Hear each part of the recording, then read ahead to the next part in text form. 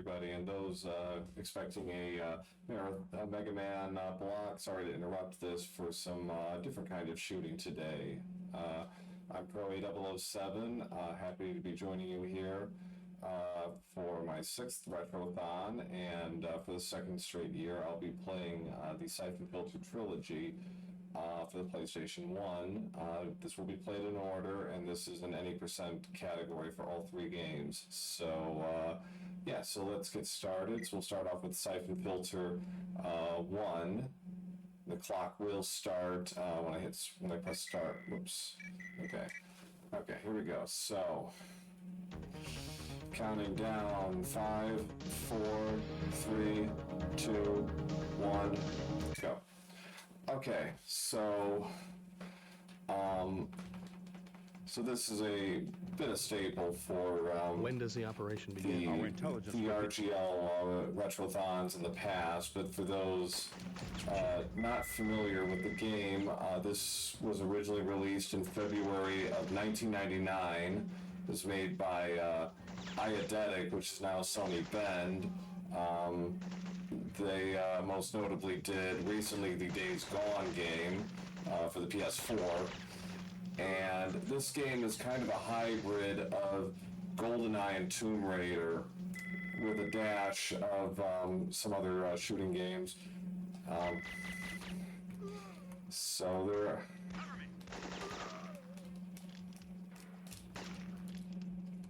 this opening mission here is really just kind of designed to get you used to all the game's little quirks and idiosyncrasies.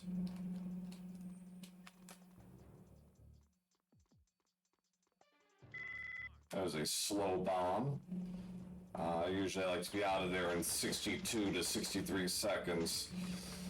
What you might have noticed me do there with that crate is I pressed the shoot and interact buttons at about the same time to basically do an interaction skip, which saves about 2 seconds every single time I do it. And in Syphon Filter 1, that is critical for good times. And Estella is correct. Eidetic's first game was indeed the infamous Bubsy 3D, which in these times would have killed the studio, but they got a second chance, and taken out Kravitz and destroyed the comm equipment. More than I think hit with Syphon Filter, which was one of the more successful PlayStation 1 games in 1999.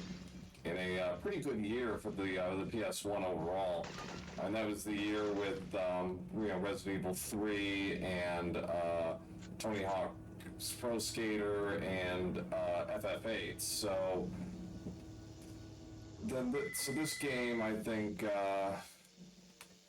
showed they could make a really good game, and I just missed that one.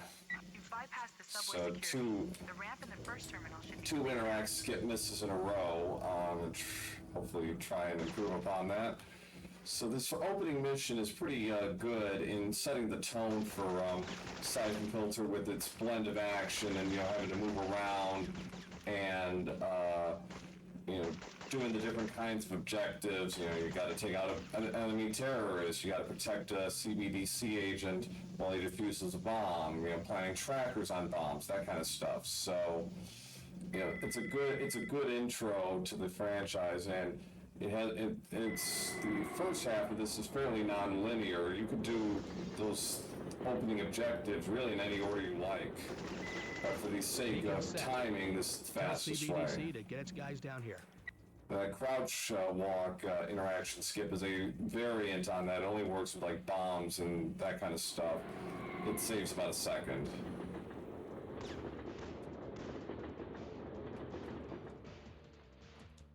So, hard time getting into the interaction skip so far. 1 for 4. So we're like 6 or 7 seconds slower than I would like to be. Okay, so reaching the end of this mission here, it's basically a straight shot to the finish. Just going to interact with this bomb, and that'll close out the mission.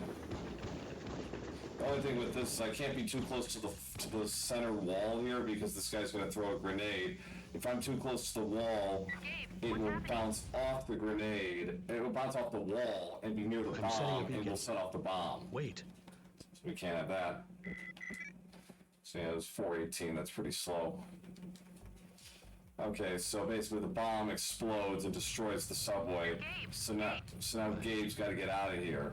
And this is going to have one of a few, I guess, sequence breaks in the game. I'm going to run through this fire here, like so.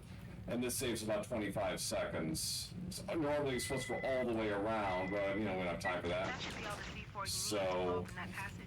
and this also allows me to despawn a few guard encounters along the way. There will be a few other skips like this in the game, where I'm going to use fire, basically a damage boost through fire to skip through sections of the game.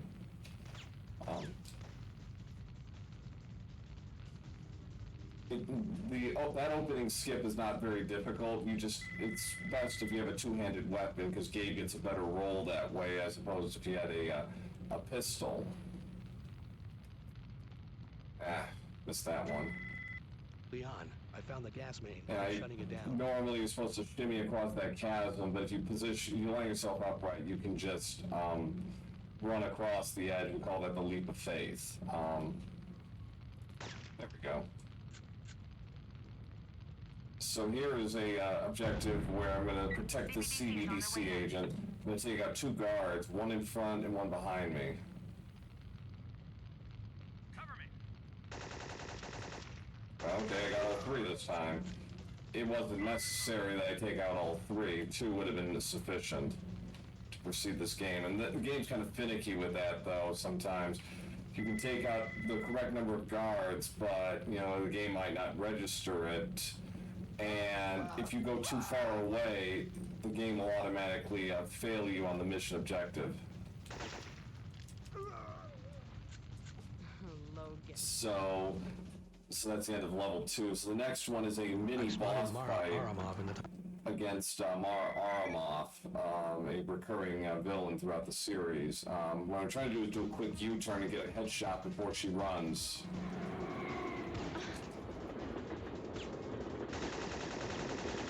And I missed. That's unfortunate. Okay. So I lost about 5 seconds there. Where's Romer? Where are the other bombs? So this next mission was rather infamous in last year's Trilogy run for Retrothon. Leon, I'm on my way to the park. Blew the same bomb twice for, I think, frankly, ridiculous reasons, but the game doesn't care, so... So this mission here is essentially two parts. The first part is I'm going to try and defuse all these bombs, or protect these CBDC agents defusing these bombs. There are 4 of them. CBDC has the signal. They're on their way. So Stand by. this first one's pretty straightforward. Cover me. Take out this guard and I can just proceed.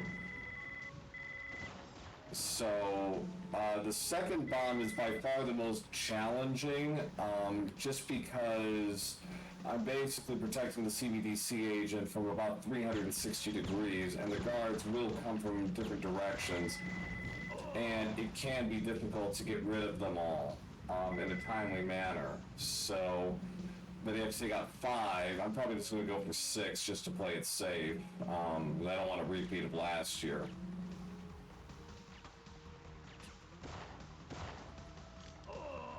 Okay, so I'm going to position myself by this tree, and this should give me enough cover for most bombs, most of the guards. Okay, there's...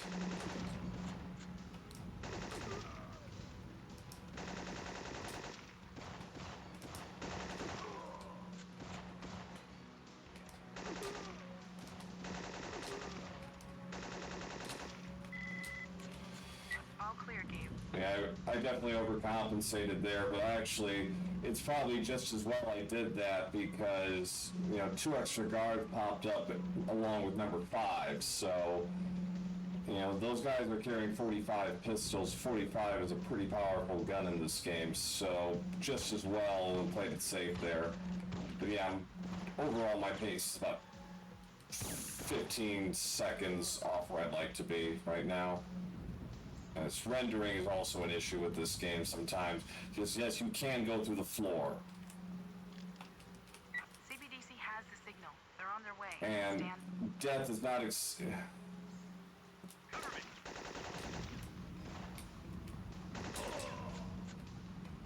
death is not exactly something you want to have very much of in this game, just because it is very punishing. Bomb disarmed. Because some of these mistakes can cost you up to 2 minutes. Like if I had blown this bomb here, that's at least 45 seconds. So I would have had to run all the way back for the second CBDC has bomb. the signal. They're on their way. Stand by. This last bomb's pretty easy. Cover me.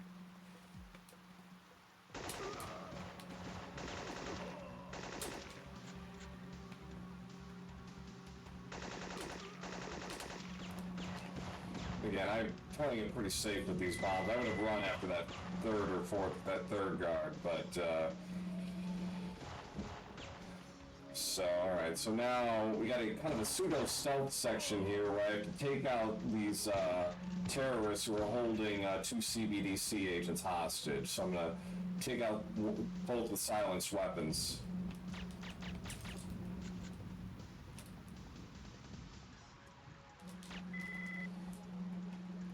Right. Okay, so I've got about 17 rounds for the M16. I'm going to use the last of this on Marcos, who is not really a mini boss, but he is an objective after this. If I take care of this uplink dish. I'm getting interference. You must be right on top of their uplink dish.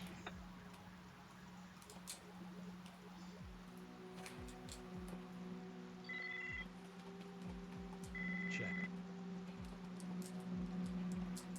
Okay, gotta be careful. If I rolled the wrong way, I would have gone straight off the edge and hit the bottom, and that would have been a death.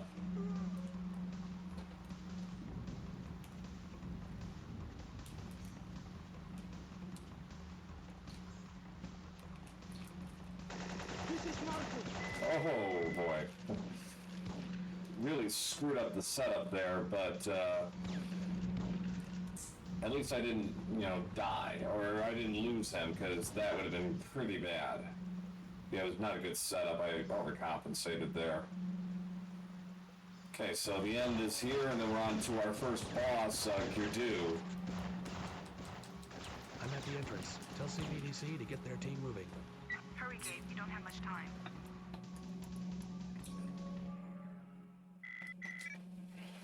Okay, so Girdu just 3 shotgun blasts through the fuel tank on his back. Anton Girdu. Just gotta I be hope Roman's paying careful you enough because he is carrying a flamethrower. Gabe, you're Right. Where do you go? Oh. You can tell you can know when you can hit him again when the danger meter starts to turn on. Gabe, are you all right? He's finished. So 12:43 for the opener. 12:20, 12:25 analyzed is blood taken from Romer's normal. men. It contains So this next level has a forced stealth section at the beginning here that we're going to skip a large chunk of with the Fagin skip. I'm going to try and get ahead of him and save me from having to follow him for an extra 2.5 minutes.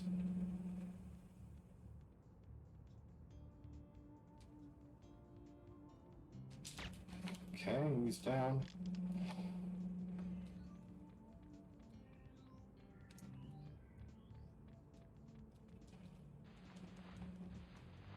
Okay.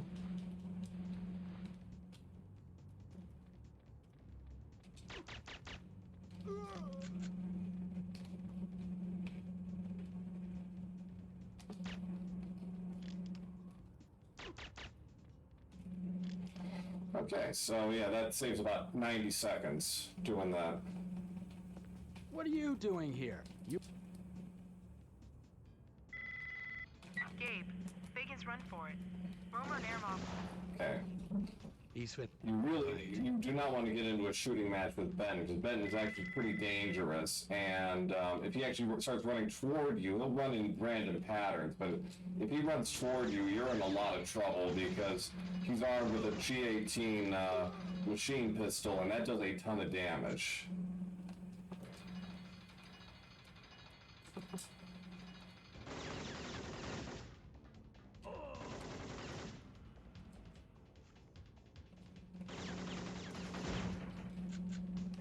So you'll notice I'm kind of skipping a lot of the interactions where I'm climbing, and that is kind of a variant on the interaction skip.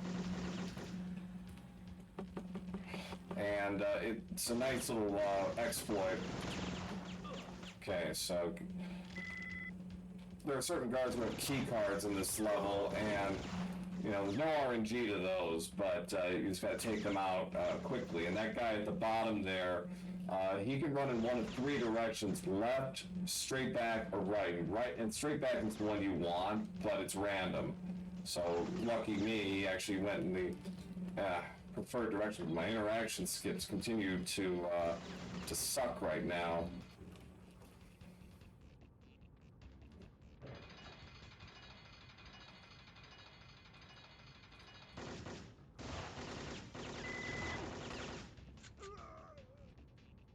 There we go. So...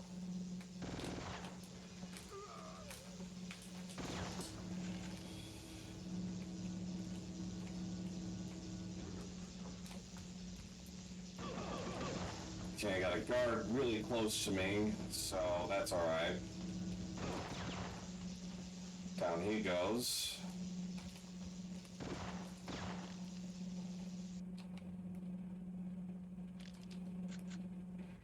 So when you get to use it, the G18 is a very useful weapon in this game, and really in all three Syphon filters. It's because of its high rate of fire. You can, if you're dealing with guards with flak jackets, you can spam the G18 and take them out pretty quickly. Especially if you're not worried about conserving ammo. Uh-oh, that guy is still targeting me, so I'm gonna have to take him out. Normally he leaves me alone, but that time he's like, no, I want to keep shooting at you. So not a big deal. It's just a little minor inconvenience. But like 95% of the time he leaves me alone. It's a little early or late on that one, I'm not really sure. So I'm gonna pick up the K3G4, which, provided I can actually, open the damn things quickly, is the only gun that goes to flak jackets.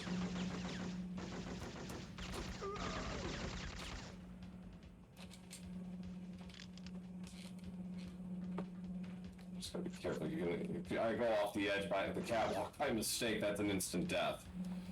So he ain't gonna survive that.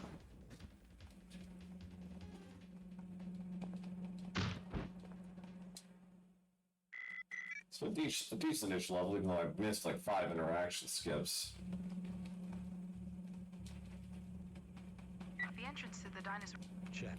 So this level's really short. It only involves getting one key card and then confronting Mara, who's holding Fagin at gunpoint.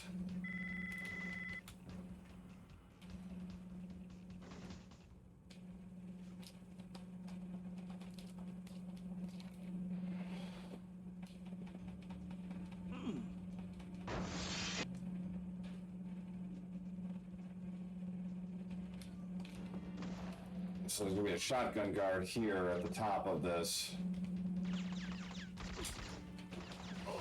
He goes down, I pick up the key card, and then it's on to the end here. There's going to be 2 guards up ahead, and how they move is a bit random. Ideally, I want them to run out in front of me before I get to the key card. They're like that. So the worst thing you can have happen here is they run into you because suddenly they will keep shooting at you. Tell me where. There goes Fagin. Is Mara still alive? Yes. Now to get some I answers. hope you enjoyed the taser, because that is the only time it will be used in this trilogy run. Sorry, folks. As much as we love the taser, it is not conducive to good speed running.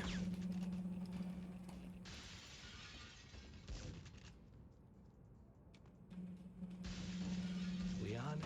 Gabe, we needed Mara alive. This just skips to the cutscene a little faster. Right, it saves about 2.5 seconds.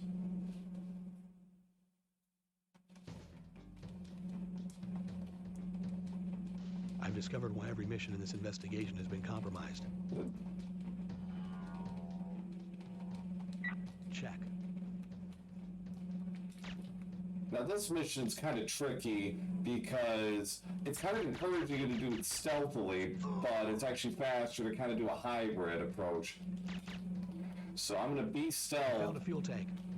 ideally, and this is I planned the somewhat first random, until Gabrick, which is about the halfway point of the run. So I'm going to take out these guards here and stock up on PK-102 ammo. Now, if the alarm goes off earlier, it's not a deal breaker. The strats really do not change. The only thing that really changes is I go to the combat shotgun crate over to my right there, and just to stock up, because that's a very useful weapon for the second half of this level.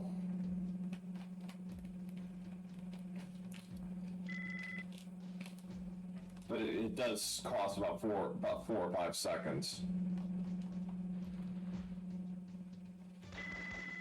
Damn it! That usually happens. That's nothing I can do about it. So Gabrick's gonna show up right here, roughly. Yep, there he is. Okay, down he goes.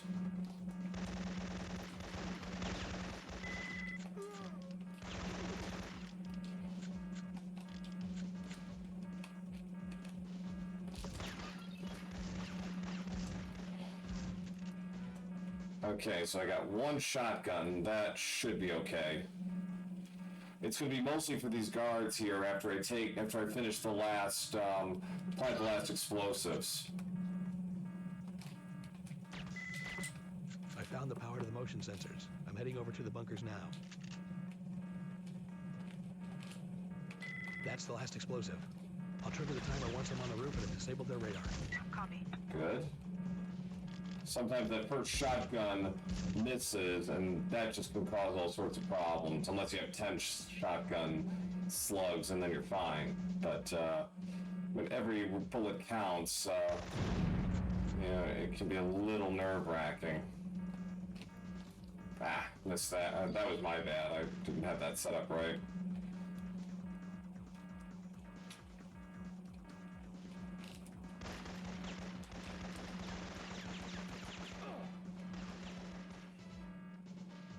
So there's going to be a couple of guards here at the end. We're just going to run right past them and go straight to the finish line.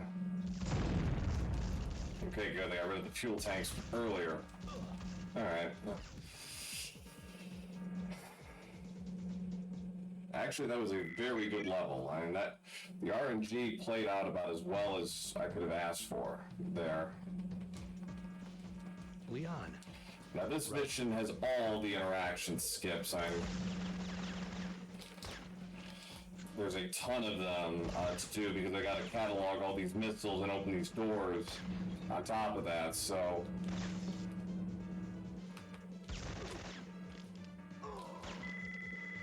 So let's see if I can get this to go.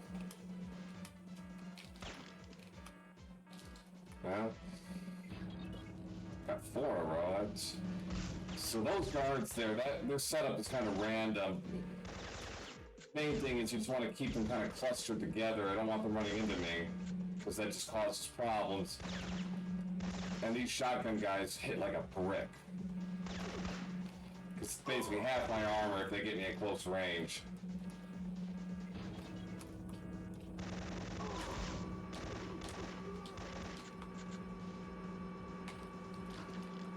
Normally that shotgun guard actually is running along the side of the silo room, but you just stayed put for once, which is nice. Ah, Check your fire. Damaging that missile could set it off. nah, that was unfortunate. Just a little too early.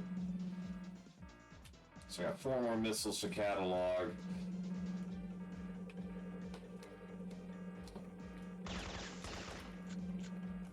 Surprisingly in good ammo shape at this point. I'm not doing too good with the interaction skips all of a sudden. See? Oh boy. Dude, do you mind? That's unfortunate. I've got the last code. Oh yeah, now I start getting these interaction skips. Thanks, game. Lift off. I'm ready. All it took was getting, you know, hit from behind. Leon, I found the elevator to the roof. Get ready to dust off. Gabe, the force is crawling with patrols. Syphon filter logic. Don't try and explain it. You'll get a headache. So this is the second boss fight of the game where I take on a helicopter. And there's a particular setup where this Leon, should be a 2-cycle fight. So we're gonna hope for that.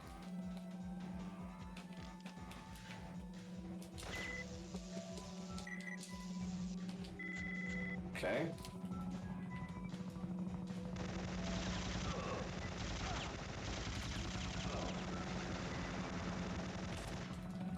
That's good. That was plenty good amount of damage. So now this chopper's going to hover over the arena, and I'm just going to blast it from around the corner. And hopefully before it finishes its strafing, this chopper will be dead. And it is. That's a 2-cycle.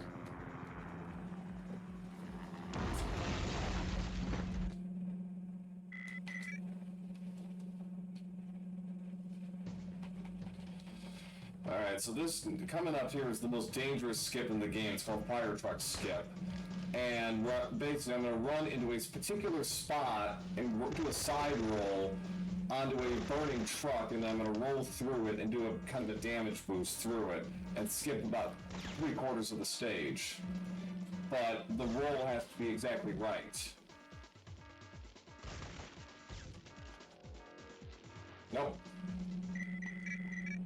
Alright, try one more, and then I'm just going to play the level normally, because it's not worth getting into a pissing match about this.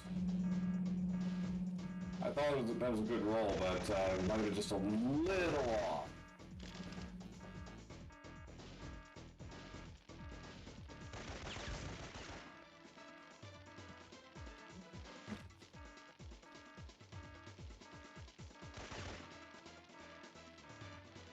There we go.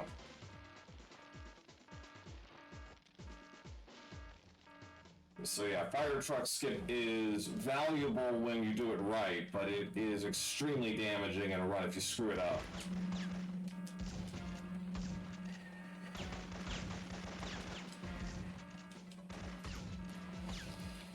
Alright, so that's halftime for SF1 at 27:49. It's about 90 seconds off my PB time. Syphon filter. I'd say it's like a 26:20 or something. One more thing. Check. So overall, not too bad. Had some good levels. So the Stronghold Catacombs missions are pretty long, and they're kind of notorious because they're kind of like a maze. But which is true to an extent, but luckily there is no RNG to where I found the first group of... the scientists or the test subjects are. Okay, so I got a... So using the syringe, you can do a kind of interaction skip, and where Gabe is kind of lifting his hand over the guy's head, that's what we call a blessing. That's like a middle ground between the ideal one, which is the second one, and then just being really slow.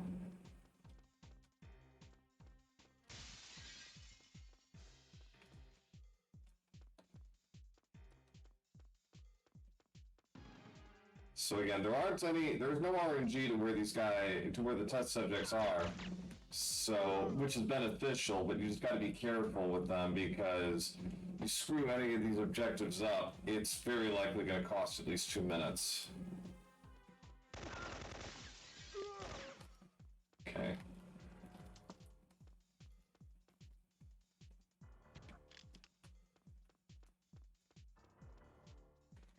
Alright, so I'm going to use a gas grenade here on these 3 scientists who are going to be kind of lumped together and get them all out at once. Just got to be careful because you don't want to be too close to that beam because if you accidentally hit that, you're probably dead.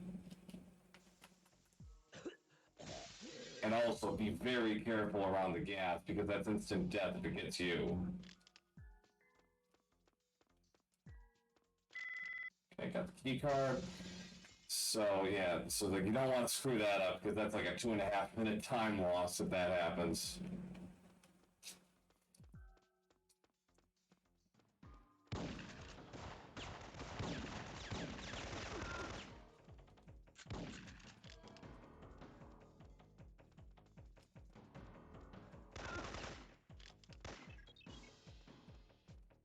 Okay, so have another scientist up ahead here.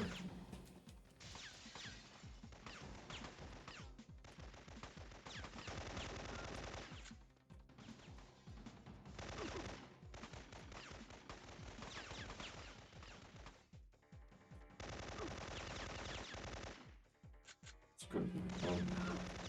Not cool. I didn't quite get him in the exact spot I wanted, but it was a good bounce back on that one, so worked out. Alright, so this... Okay, that scientist doesn't always run. If he does, it just kind of screws up the setup for this next test subject. So they got to deal with the scientist, then him, and then these 2 guards coming up behind me here. And usually got to wait on the stairwell to get the scientist. So not my preferred choice.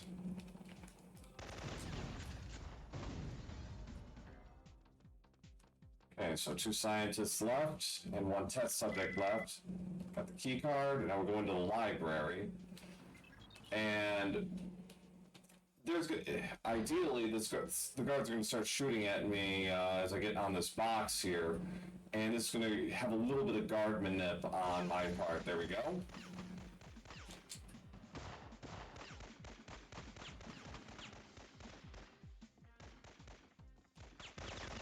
So a little neat little trick with this game, and this actually does apply to 2 and 3 as well, is the game can only handle so many guards on screen at one time. It's 4 to 5 depending on the situation. So you can avoid certain guards to basically create situations where guards who normally would have appeared, they despawn.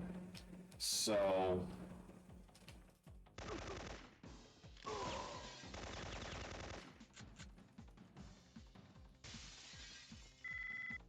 it's a nice little bonus, and it does come in handy, like that catwalk there. I normally would have had to deal with 2 guards if I had taken out all the guards they wanted me to.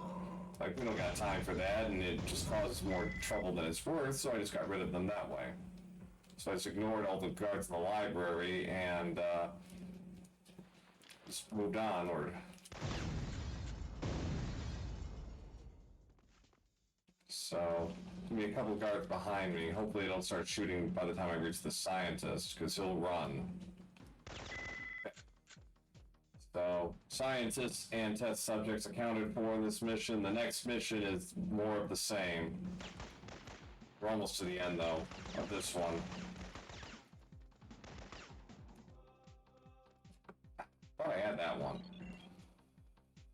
Interaction skips are not nearly as meaningful in 2 or 3. So, 1 has a lot of interesting little movement quirks that 2 and 3 don't. 2 and 3 have their own quirks, as will be explained later.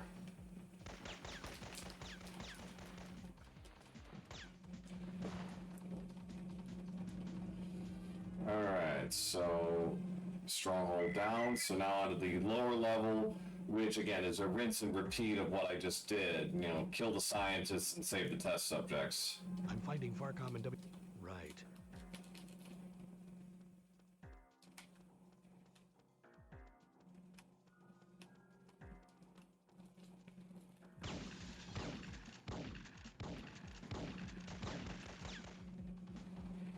Okay, so I'm just gonna basically lure this scientist out and set him up for later, because he'll be running down the stairs.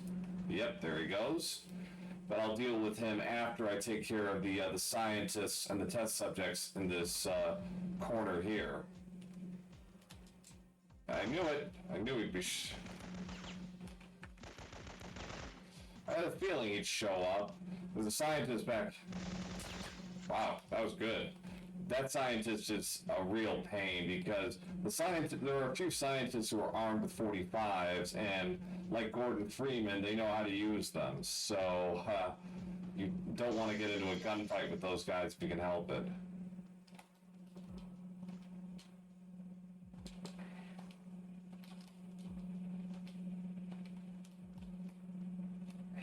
Now, there's a scientist here who spawns by these crates. But he only spawns when you go up or down the stairs. So I'm just gonna trick the game into getting rid of him for me.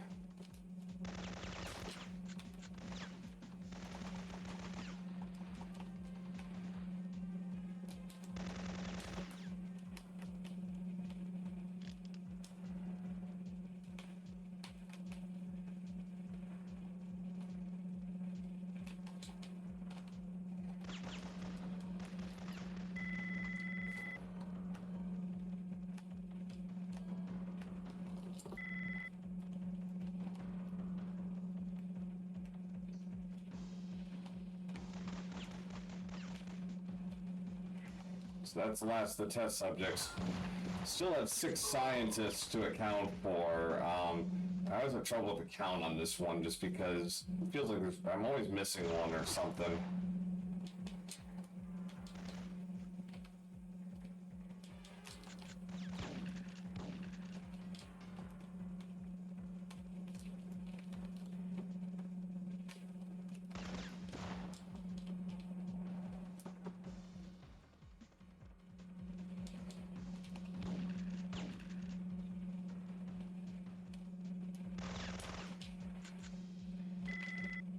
Okay.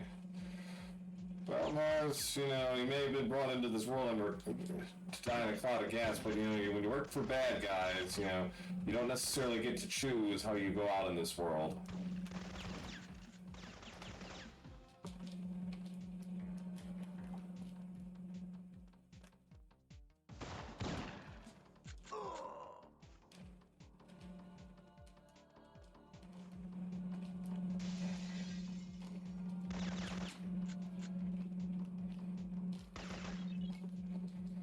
Alright, so there's going to be 2 scientists here. Again, I'm going to ignore one and deal with the keycard one first, just because it's a little faster.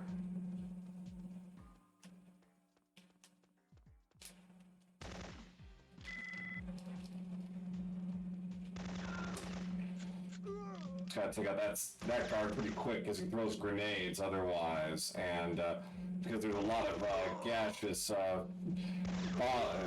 toxins in there, it would slow me down otherwise. So I'm just gonna avoid taking damage there by just rolling. Alright, so ignore the guard behind me.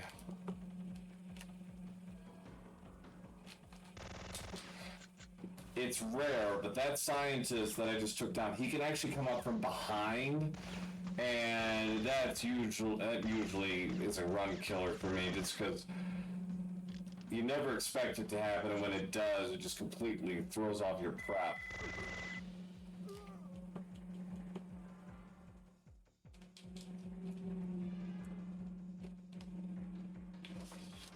Okay.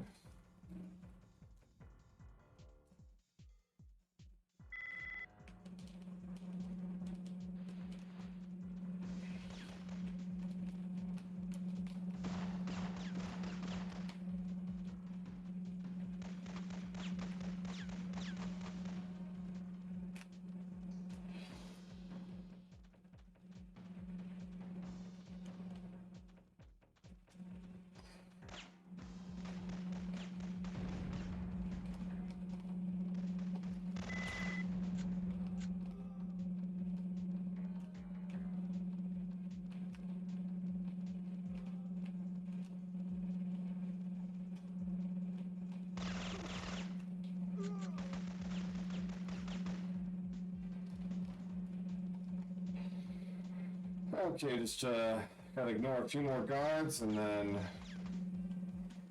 on we go to the catacombs, which is everyone's favorite mission.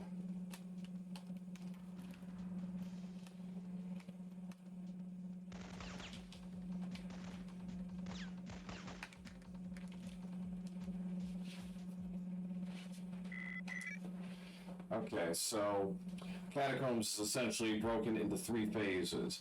There is the opener stealth part, which Security has been breached. Roma has ordered the I can't make it go any faster, unlike All of Romer's underground Unlike security Fagan's is bit. phosphorus activated.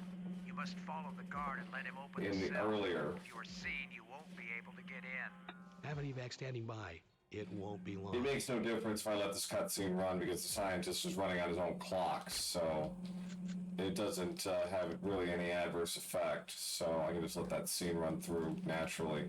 Okay, but yeah, there's this opening bit here. Then I have to escort Fagin to Leon's cell, and that is by far the most frustrating part of the game because Fagin has, shall we say, particular behaviors that can be very difficult.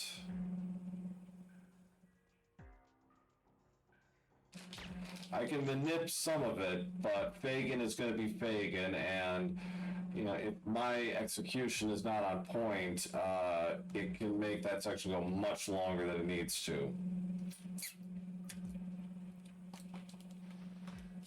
So I'm just going to slip past those guards here.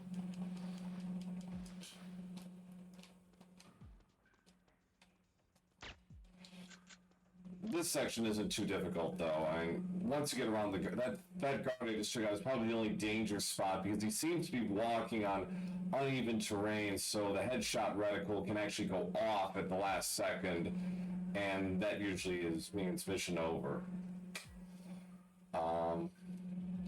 So yeah, so there's Fagin, and then you escort Leon out of the catacombs. That can be at least manipulated in a very terrible way, but we'll get to that in a minute. We'll get to that in a few minutes, so... Okay, just adjust to the camera so I can see the guard here, so I get him to pop up on my radar screen.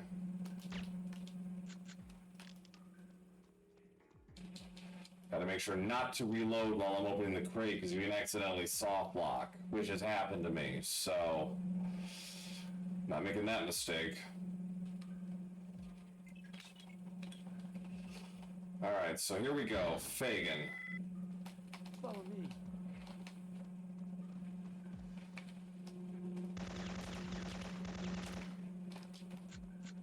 You can get the 2 guards bunched together. Kill them. That's a nice quick double. Okay. Oh, I almost ran into him. That like main thing is do not run into Fagin. You know, do whatever possible. Do not shoot from the hip.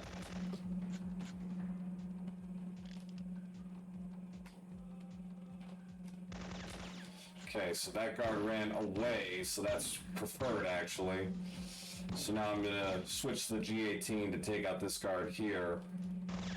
Okay, so I'm actually gonna do a safety here. I'm gonna pick up this K3G4. It's not really required. I mean, not for me, but it's a nice safety. Okay. Okay, so that's my only checkpoint for the rest of this bit. Should be a guard down below.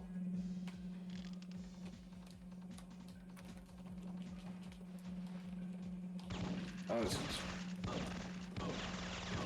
oh boy, I'm in trouble. Okay. Okay, so this will require some slight adjustments on my part, but I should be okay. It's actually...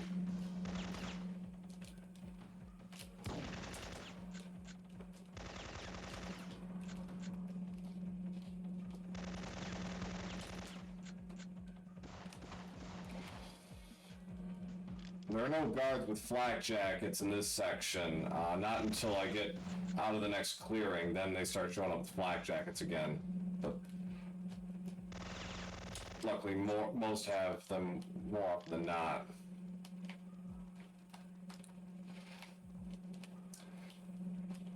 Interesting analogy there, OJ Machine. I had never considered Burger King being used as an analogy for Syphon filter, but This way. here we are. Okay, so I'm using the K3G4 here, just so I can get some free flak jackets without having to really worry about it.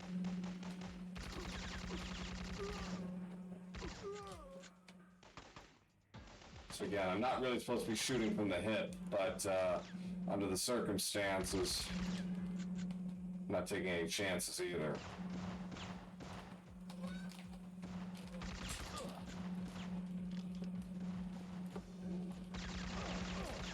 Okay, now I should be okay.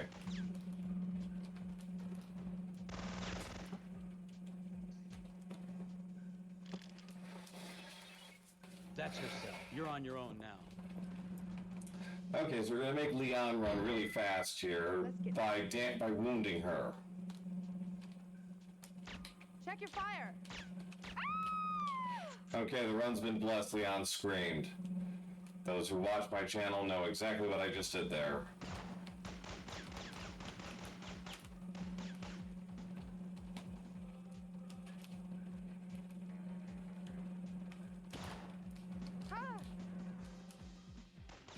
Basically, if I just let Leon run, I can avoid most of these guards.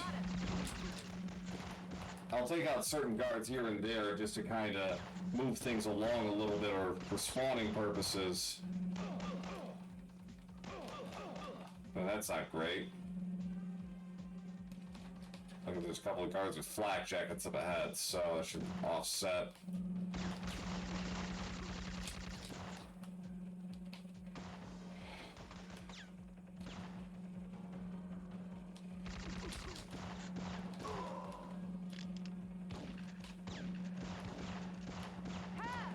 Oh, there's a guard on the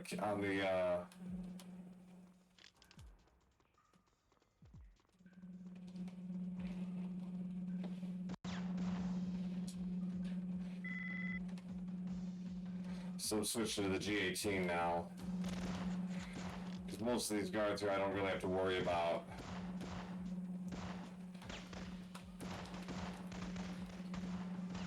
Famous last words, I suppose, but oh, we'll see Fagin in a minute, don't you worry.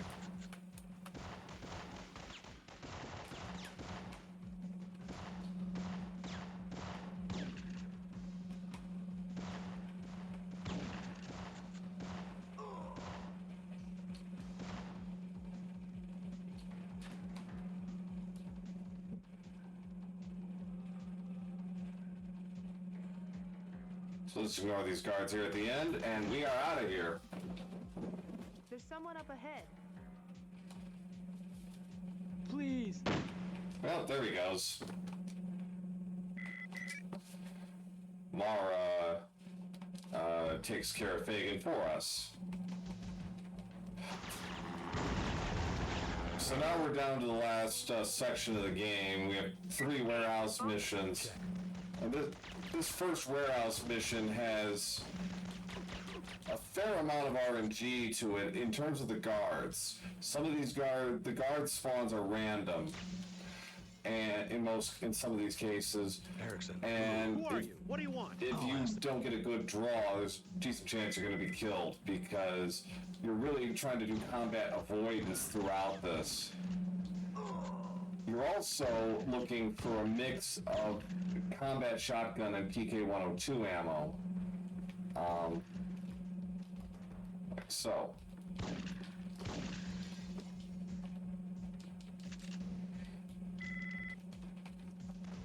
Check. If you have to get one over the other, you want PK102 over the combat shotgun, just because you need it for interaction skips. You cannot do interaction skips with the combat shotgun. Strangely, you can do it with the regular shotgun, but not combat for some reason.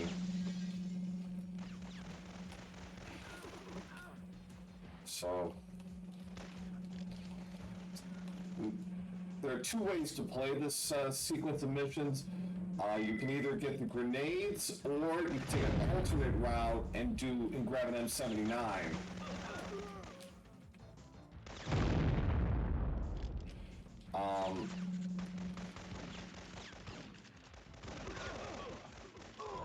The M79 route does take longer up front, but you can save more time in later missions. But it kinda Valkyrie, the world record holder, and I have kind of experimented a little bit with this, and it's roughly even. M79 is probably a little faster. Gotta pick up the K3G4 though. That's going to be critical down the stretch here. So I just let them take out that guard, so I didn't have to deal with him afterward.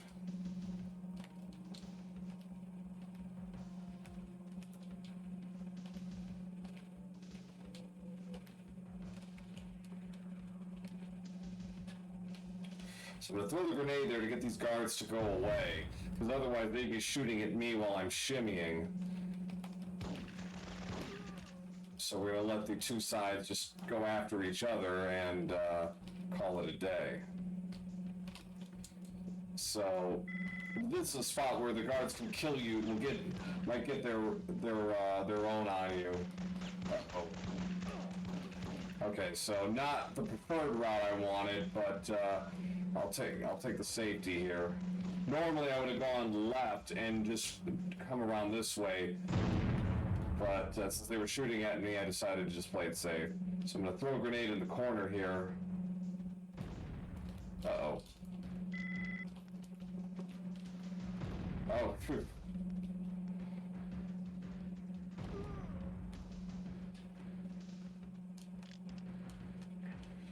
Need to see the series come back? Well, I hope that too once, but it's been 15 years. I'm not holding my breath at this stage.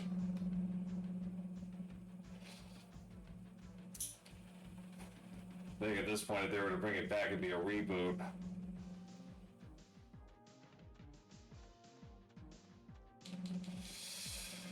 Okay, so it's basically a straight shot to the finish here. There are going to be two guards that are going to appear at an intersection, and ideally they're going to just keep running and ignore me. But we'll see. Yep, okay, so they're just running. I'm just going to slip past them. Ignore the guys in blue, and we're out of here.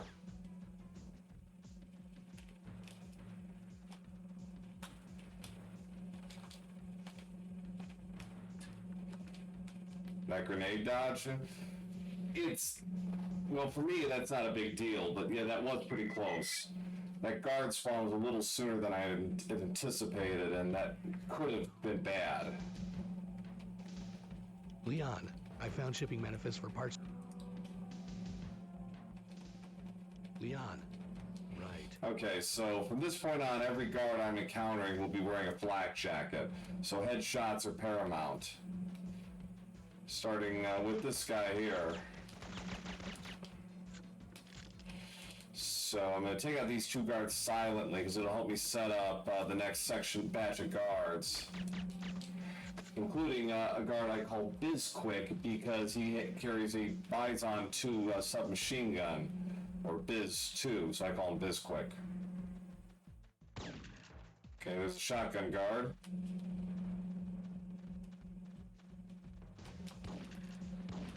No Bizquick. How very disappointing.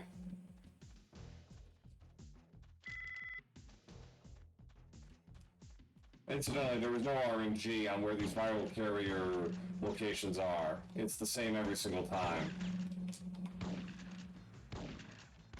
There he is.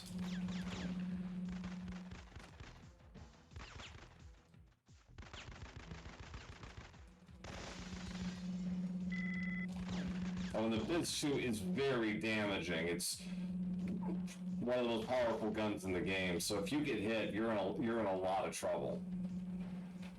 Luckily, not too many guards actually carry it, so... Alright, so... Okay, he threw the grenade. Let that grenade roll down the ramp and take out two guards that would have ambushed me otherwise after I planted that viral tag.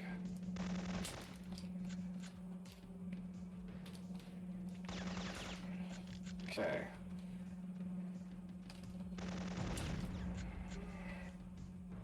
So I'm going to use the K3G4 here on these guards up ahead just to kind of smooth the passage for me.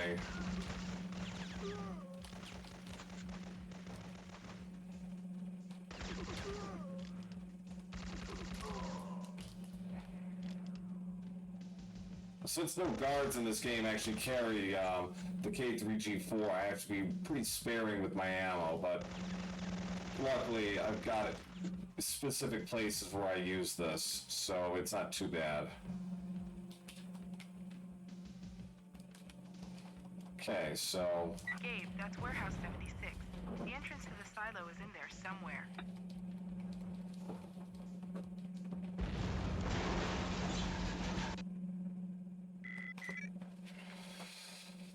Okay, so warehouse 76, pretty short mission. There are 2 fire skips in this level. Leon, ask. Let's say about 30 seconds all told.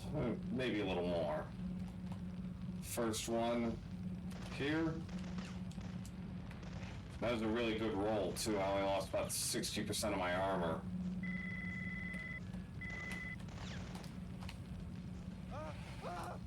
There's actually a third fire skip, but your first roll has to be pretty much perfect to execute the second one, or that third skip. So I didn't really get it perfectly, so I'm just gonna...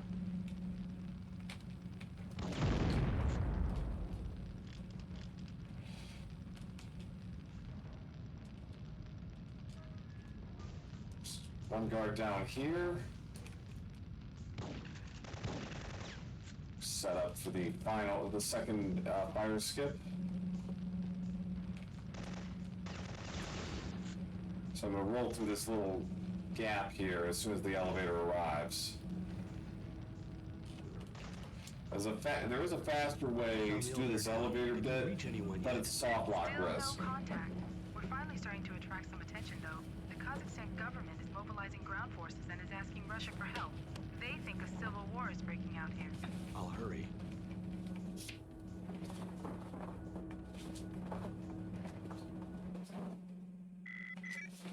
Okay, so now we're down to the last 3 missions in SF1. Watch out down there, Gabe. Check. Didn't get the didn't get the interaction skip.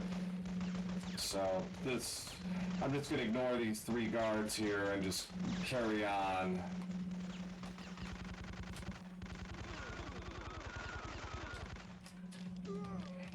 So I'm gonna climb up and avoid having to stop and wait for this interaction to continue. It's called the Mara skip. It's pretty easy. Just run along the side and then climb up before it triggers the notification. Saves about 5 seconds. So the Biz 2 is gonna get a good workout here. Because this gun is so powerful, I can just spam body shots on these guards.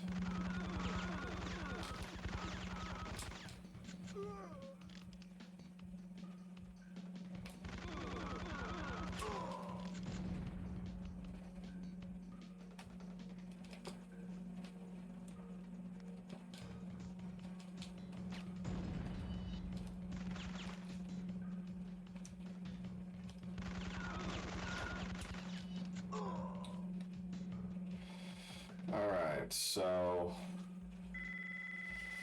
I'm going to do a little bit of a sequence break here where I'm going to throw, actually there's a switch I have to activate. Now if you do it by hand, it's going to trigger a bunch of guards to appear when I come back here. If I shoot it or throw a grenade, it will not allow the guards to appear, so this saves about 30 seconds and a lot of aggravation, because this, if you get into a gunfight with these guys, it's really a pain to deal with.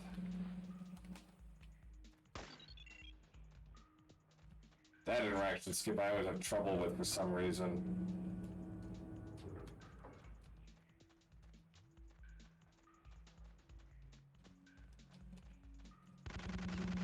That was a nice triple there. So there's 3 more guards up ahead at the end of this corridor. I'm going to slip past them without getting into a gunfight.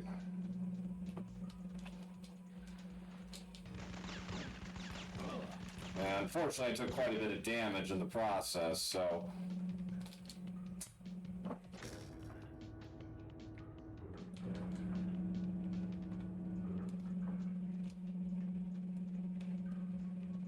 It's alright.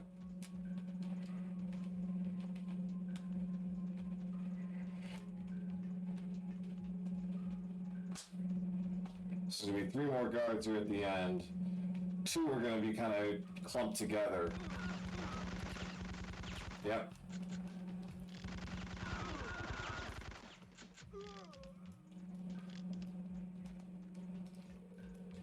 I've made it into the power room. I'm going to try to overload the generator. Be careful. I'm not sure what that will do to the power room. The whole place could blow. I don't have much choice. This basically shuts off the lasers that have been impeding my progress. Unfortunately, it blows up the room and it creates a blackout, which is the next mission. And normally you're supposed to use a night vision rifle for this mission, but this mission's pretty straightforward, so I'm not going to need it. Gabe, are you there? Check. So I'm gonna do a little roll here, and okay, perfect. Saves you from having to, play games with, shimmying down. That's not really the gun I wanted to use. I actually wanted to use the K3G4 there, but that's fine.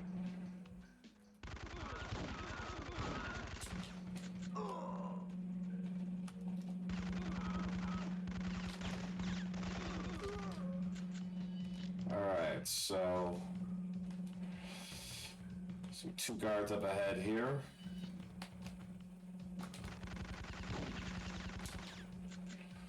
Now there is a it's not a sequence break, but there is a way to play the end of the level really fast, but it's extremely dangerous. It's what we call the YOLO run, where basically there's 7 guards at the end here, and if you play it right and you use your K3G4 correctly, and you get a couple of good bounces with the guards, you can do it pretty quick, but you're going to take a ton of damage and you run the risk of dying. So that's why we call it YOLO. Especially since if you don't get it correct, that's a 90-second time loss. Because then I have to go all the way back to that checkpoint near the beginning.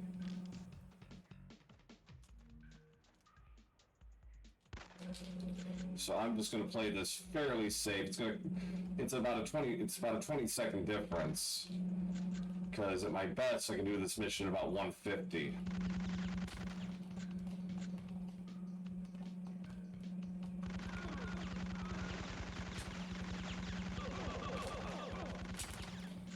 That was not my best setup, but okay. Sometimes there's a guard that appears in that side corridor, another reason to play it safe.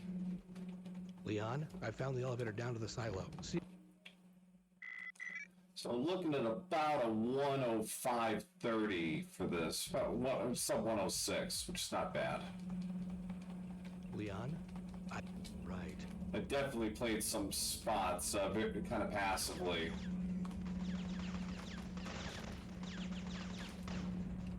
Okay, so sometimes that grenade the guy throws goes down and actually takes out one of the 2 guards down below. It did not in this case, but that saves only about 2 seconds.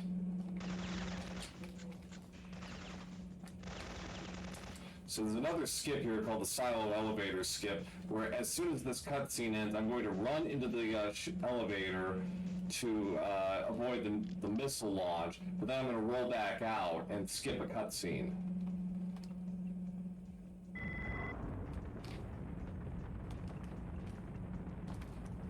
Like that. And that saves about 15 seconds. It's not that difficult, but you have to have a good head start. That's the key. So now we're near the end here. I'm going to go into the silo control room and pick up a key card from the scientist. There's a particular guard who's a bit of a problem. We had Biz quick earlier, now we have Biz kill because he has wrecked a few of my runs over the years. Okay, so that scientist spawned early. spawned actually kind of late, actually. Okay, I'm not gonna do this. Normally I would have gone for the switch, but that guy didn't die right away, so like not gonna take the chance. So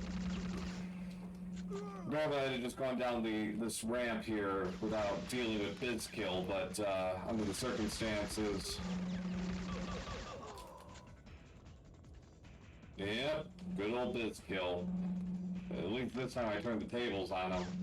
Okay, so gas grenades are the only thing that actually hurt Romer, because he's wearing full body armor. So I'm gonna get him in the spawn point. So time for the first game Leon, I made it. is I'm as triggering soon the as the missile's cutscene triggers.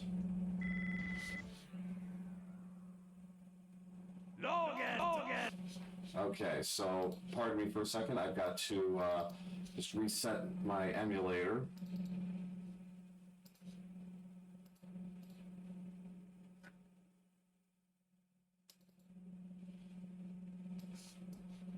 Your screen is fine. Okay, so 105.50, that's not bad.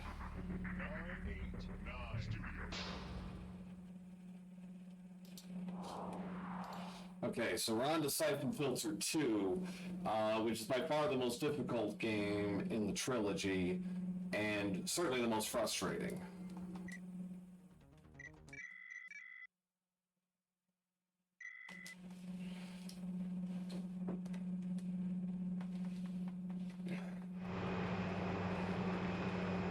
So basically, the story is after Syphon Filter 1, Gabe Logan Teresa, I made it. realizes the agency he's worked for has betrayed him all this time, is actually trying to use Syphon Filter for their own nefarious purposes, and now he's basically on the run from his own former employers. Sir, And Lieutenant Chance is this way. Leon has Follow been me. infected, and they're trying to. Gabe is trying to save her when he is attacked by the agency, and they blow his plane out of the sky. He went into that cave. So this opening mission here is pretty long. It's the longest in the opener in the trilogy. It's about 6.5 to 7 minutes, and there's nothing really terribly difficult about it. The end can be a little dicey, but in general, this is also a good intro mission. Eshelman, have you seen Chance? Yes. So we got to meet Chance for the transponder, and like the original, you can do the next couple of objectives Chance, I've been looking all over. in any order you wish, but for the sake of speed running, we're gonna go for the transponder and then the C4 after this. Sir, behind you! I'll get him! David, get out of here now! Eshelman, answer me!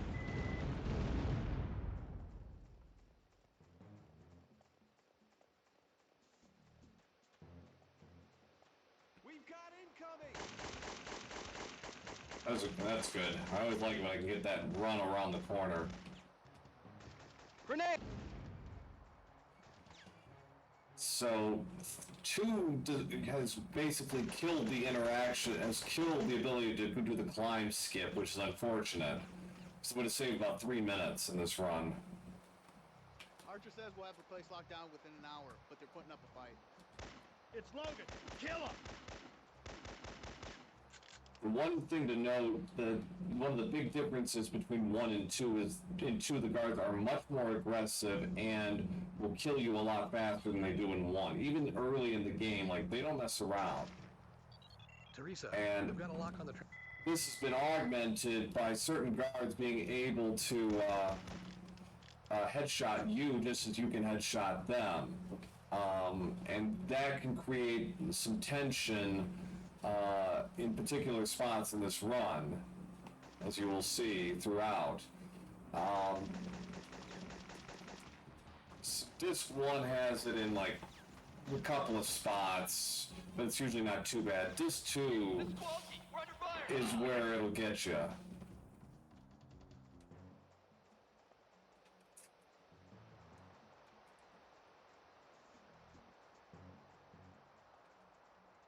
You're right on both counts, Stella. They are larger. There is more scope and scale to these, particularly in 2, I think.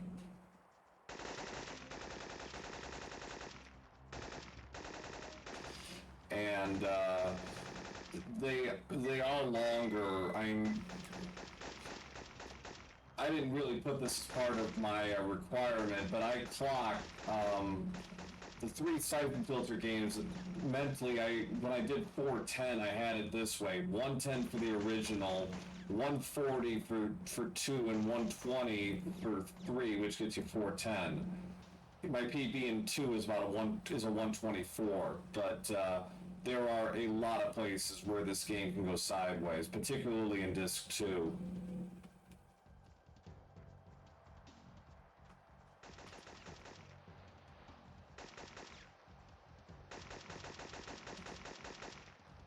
PS1's 3D rock compared to N64 3D? Well, the different kinds of 3D.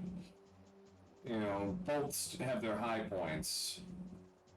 Found Kowalski yet? Did you get the C4? There's a different way of doing it, and both were very valid. This is definitely one of the better utilizations of 3D, I think, for the PS1. Hold up. What is it?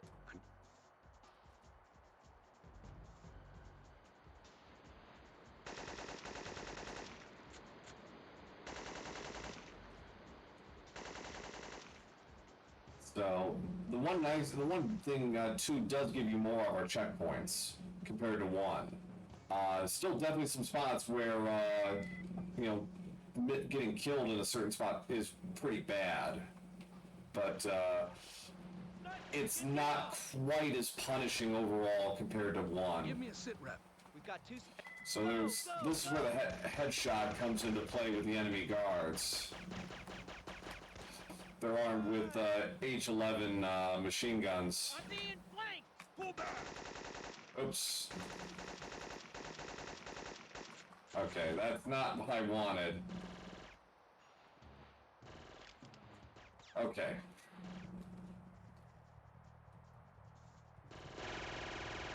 Clear! Kick ass! Stand your ground. I'm gonna scout ahead.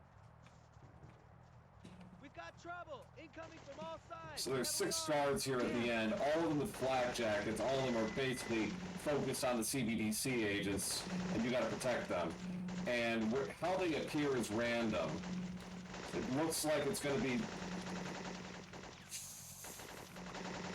4 on top, 2 on the bottom. That's pretty good.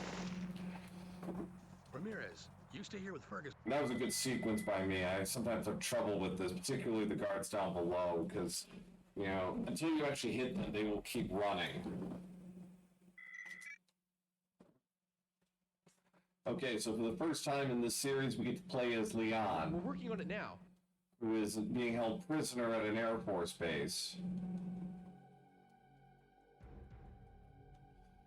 So, SF2 has by far the most stealth in the trilogy, with about a third of the game. Doctor. Oops, let's just back up just a bit.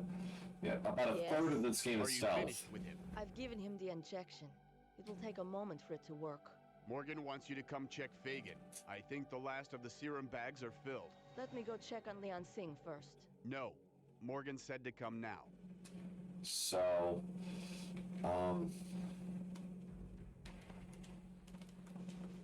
now there are some sequence breaks in this that I don't really do that others do. That I haven't really learned them. It saves about a minute overall, but they are pretty dicey because you're doing a lot of camera manip, and if you screw it up, you're in a lot of trouble. So, but even playing it fairly safe like I am, this takes about 2.5. This mission takes about 3:10. I've relieved the guard. We won't be disturbed.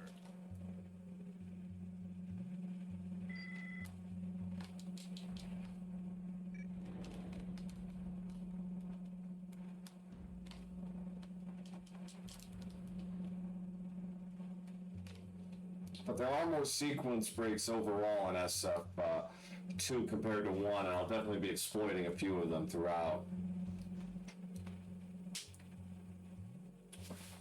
Buzz me out, Carter. Where are you going? I gotta get some air. Those government guys are giving me the creeps. Something's going on in there. Yeah, I know what you mean. They just brought up a couple of body bags, and I got a call from the CO saying the entire base has been quarantined and locked down tight. Well, that stuff about quarantine sure hits different now, doesn't it?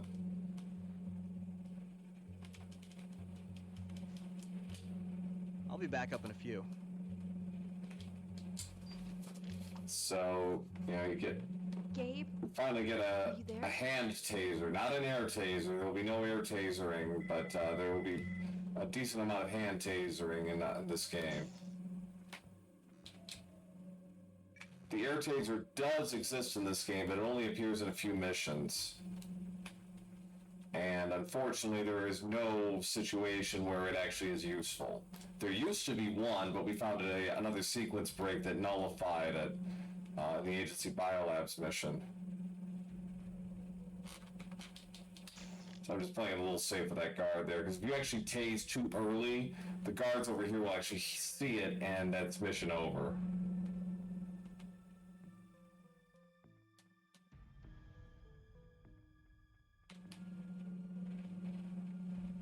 Got it. Okay. And Washington says that is basically, if you finish this mission under, I think, 4 minutes, you unlock a bonus for multiplayer. Because there is a 100% category, and you have to play it on hard mode for it to be 100%, incidentally. Get moving. I can hold him. So this is... Part of the plan. I'm coming down.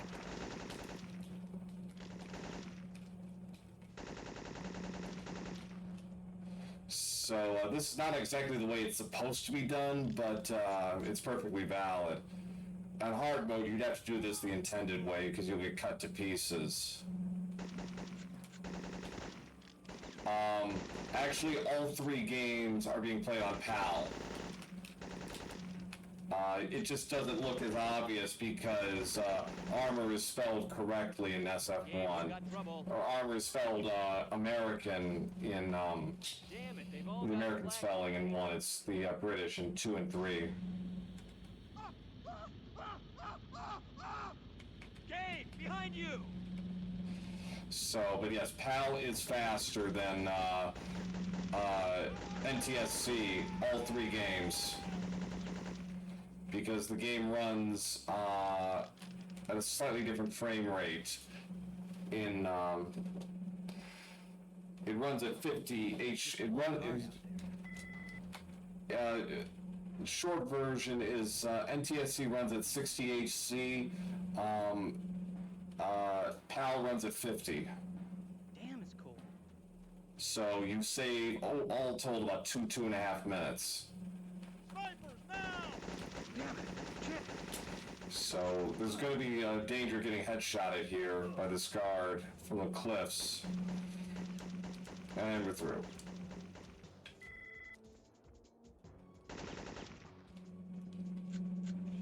So that's probably not the most satisfying explanation, but 50 HC for PAL versus 60 for NTSC makes this game faster. And it's actually somewhat common, I think, for PlayStation compared to other... Damn, there's 2 AP. Don't quote me. There's no escape, Logan. Come out with your hands in the air. That's correct, Estella. It compensates at 50 HC. Are you crazy? Get back here. You got a better idea? No matter what happens. Don't quote me on this, but I think take out that power. the Crash Bandicoot games are the same way. 50 HC is faster. PAL is faster because of that.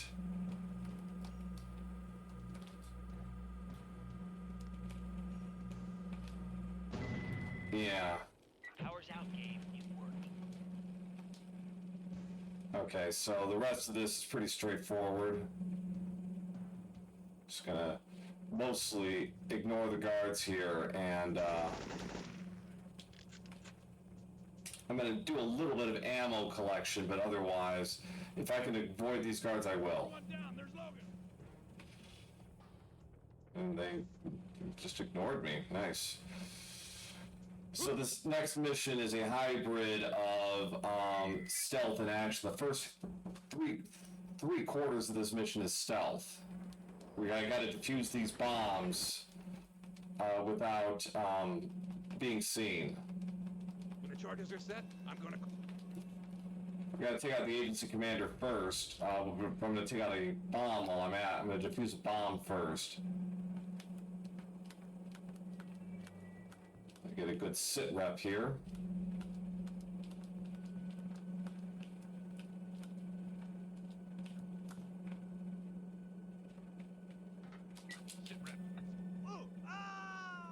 Good sit rep.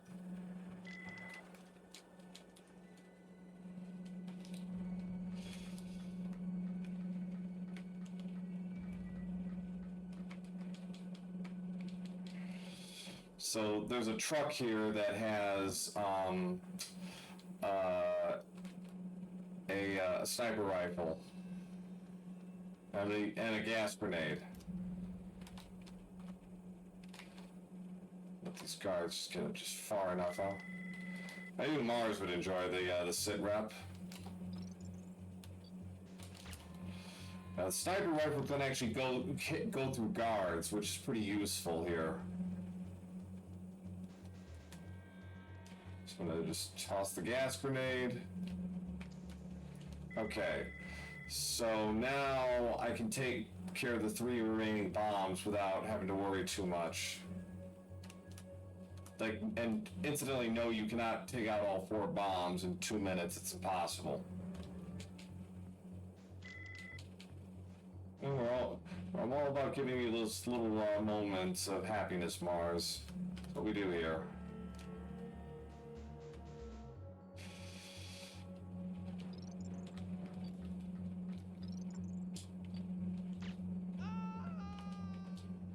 I think somebody would have heard all this screaming, but I guess not. Okay, last guard I have to deal with. Ooh, right in the throat. Ouch.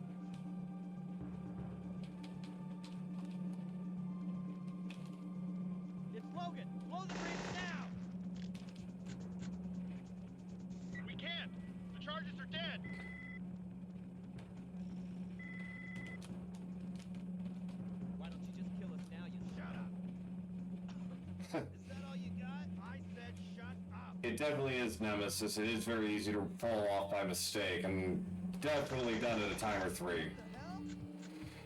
You can do that. You can also do that trick with the spit with the sniper rifle, but Where's Ferguson? M16 will cover that pretty carefully. Now this, you can throw grenades on these 3 trucks, but it's a bit of tricky timing.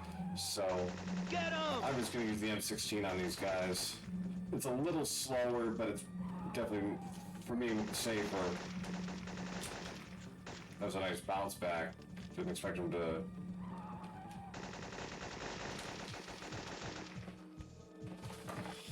Okay, so that's it for this mission. So back to Leon.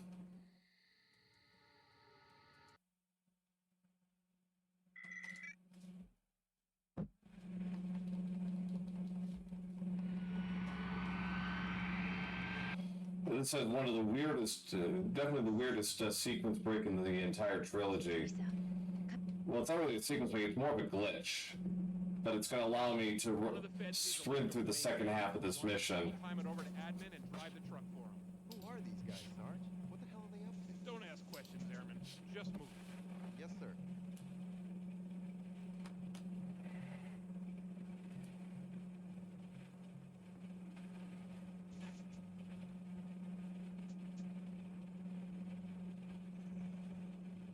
So again, this is all stealth, but there will be a few cases where I can actually use lethal force against agency operatives. What took you so long? I've been waiting here for... Teresa, I've got some. This is still definitely a case where it's about using your head and you know, getting around basically hostile territory without being seen.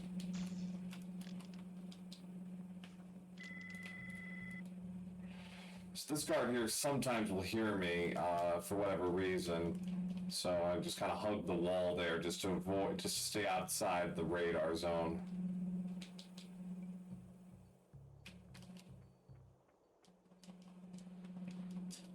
Did you hear that? Hear what? I thought I heard something. I'll go check it out.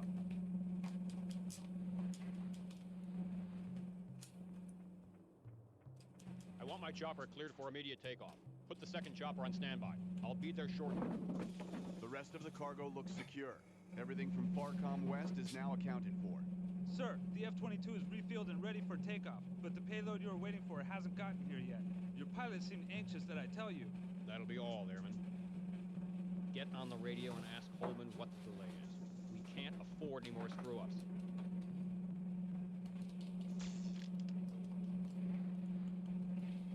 So yeah, as Morgan and Falcon, I'm going to let this scene play a little longer. I've confirmed it with Gabe.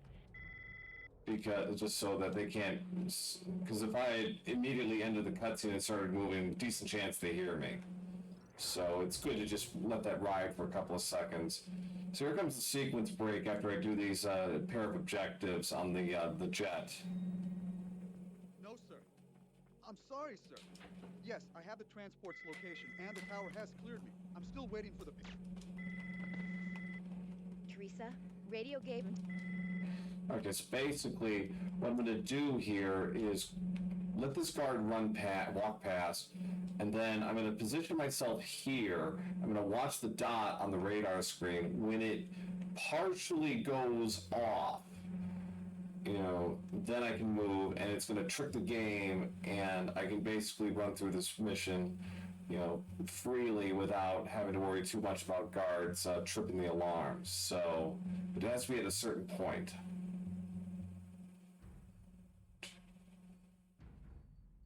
Okay, so it's like it's 4 downward movements once he reaches the far side of the screen, and now you're going to see guards doing some very peculiar behavior.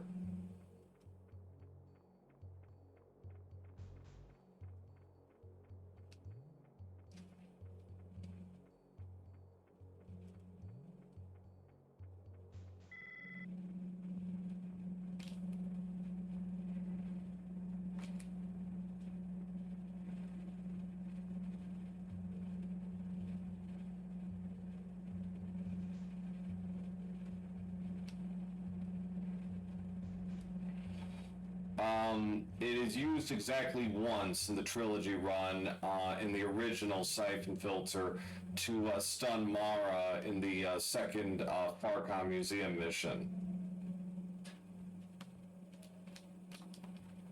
What's the holdup on that F-22 pay?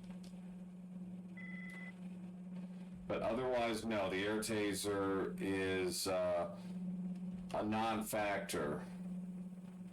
I could do without the escort, Airman. Sir, sorry, sir.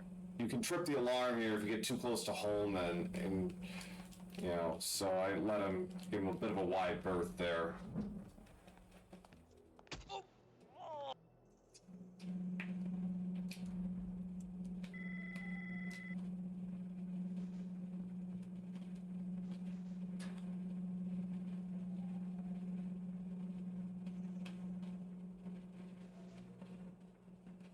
So yeah, this little sequence break here, or this little glitch, saves about 1.5 minutes all told.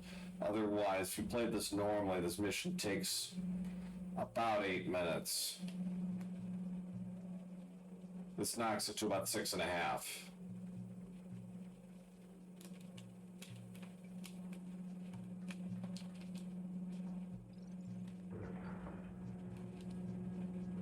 No, sir. Agent Holman has not checked in yet. The F-22...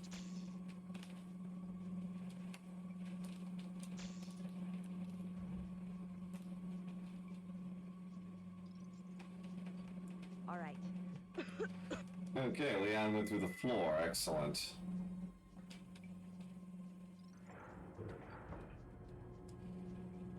Has no bearing on anything, it's just funny to see.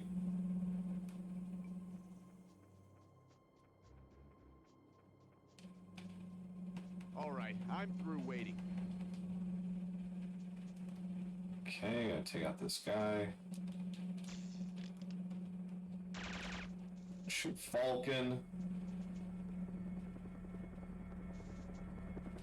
And that's it. Teresa, I've got a ride and... So back to Gabe for the final 3 missions of Disc 1.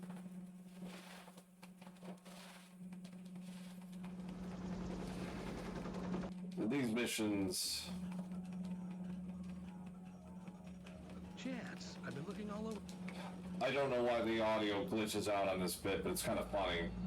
It's like Mystery Science Theater 3000 kind of stuff. Teresa, I've got a lock on the transport's location and I'm heading down the mountain. So, now these missions are pretty famous because they were, yeah, these levels were in the SF2 demo, so they are quite memorable. Yeah.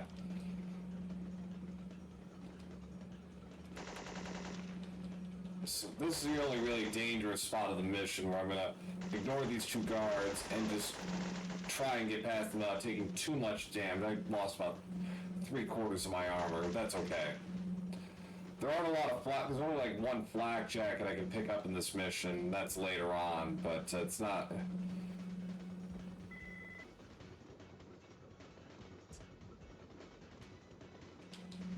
I believe it was OPM.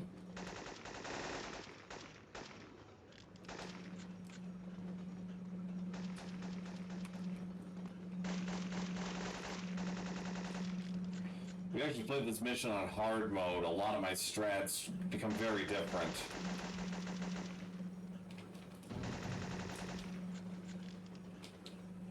Just because I have to play it much safer with these guards. As I'm jumping from car to car, and it's just a real pain to deal with. Here it's pretty straightforward, but on hard mode it definitely is a much harder level. It takes about another extra 30 to 40 seconds to finish.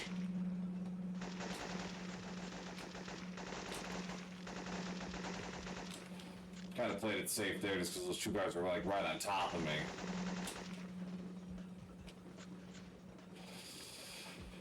Okay, so the train gets blown in half after this.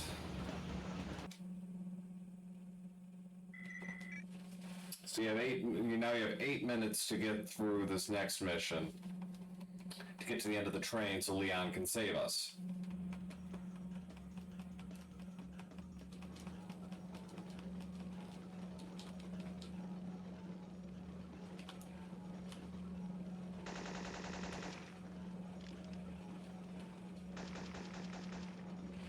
So the big thing with this level is there are 3 chain jumps where Gabe is going to run from platform to platform without missing, hopefully. And he missed.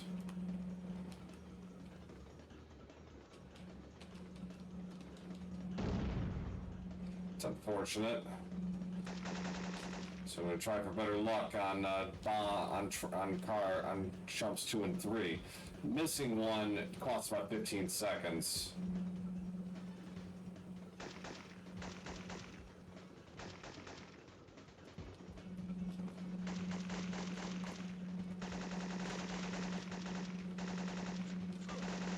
Jesus, die already.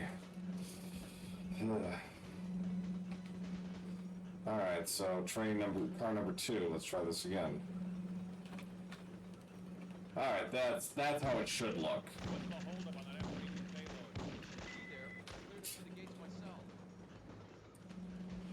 These guards here, for some reason, have an extreme amount of health. Like, it's amazing how much damage they'll take from body shots. Like, you have to empty half of a magazine to get rid of these guys.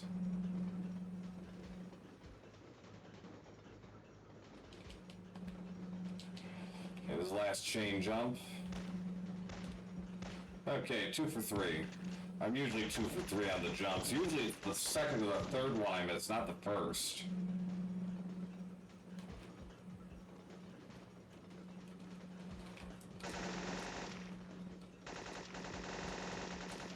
Okay. Last guard up here, and then we're out of here.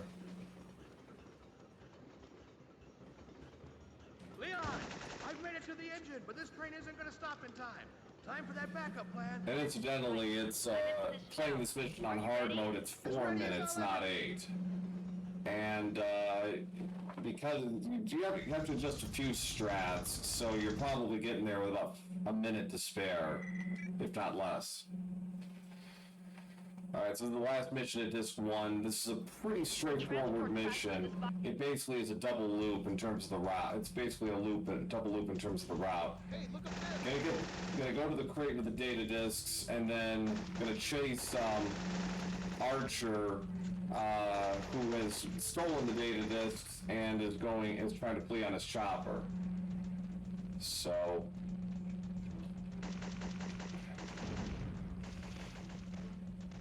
a lot of guards I can just ignore here. There's only 2 guards. After this guard up ahead is the last one to be taken out until I get to Archer. Okay, he's down. Alternate strat is you can throw grenades there using the target button. But I prefer. I've got a pretty good consistent setup with the M16, so I prefer that.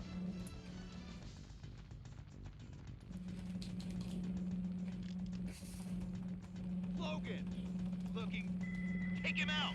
Normally you'd go behind the tail and grab a M79 and take out these guards who are going to try and headshot me, but no, we'll just roll past them. South of your position. Move in now. Same with these guys here. Normally you'd use the M79 to get rid of them, but no, we'll just keep running. And the snipers as well. Get some snipers on that south ridge.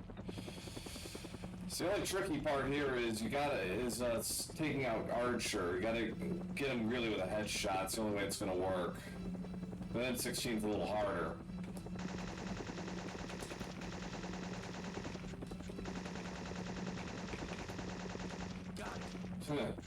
Not a perfect run on that, but worked out. Okay, so stand by.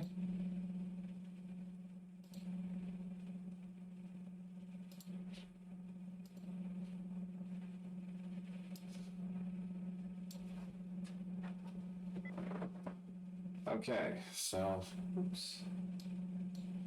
Okay, here we go. We were right.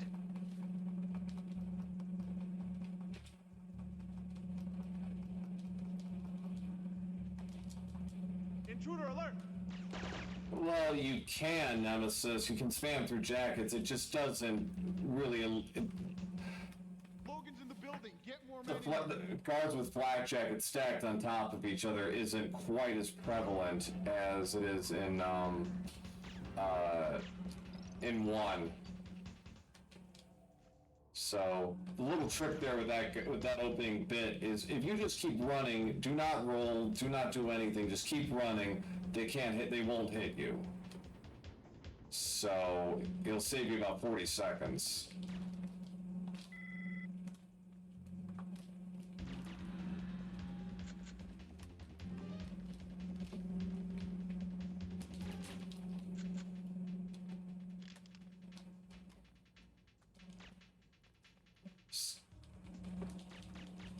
So this mission is a mix of action and stealth. You can be as loud as you want with the agency guards, but with the army guys, you cannot be seen and you cannot kill them. That's what the crossbow is for. But thanks for the best of luck. Appreciate it.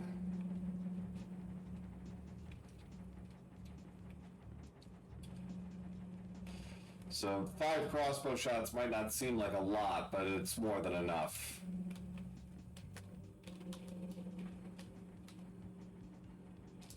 And this is actually the only guard you absolutely have to use the crossbow on. You can actually taser your way through the rest of them, but we're not going to do that. We're going to use 4 of the 5. Snyder hasn't reported in. Let's check it out. Damn, this is bad. Call command and tell him we have an intruder. Too much interference in here. I'll head back and put in the call. I'll stay here and look around.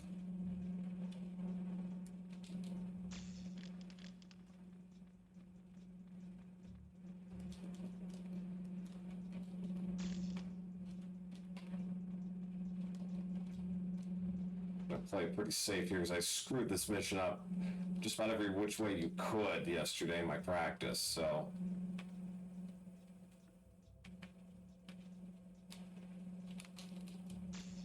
Yeah.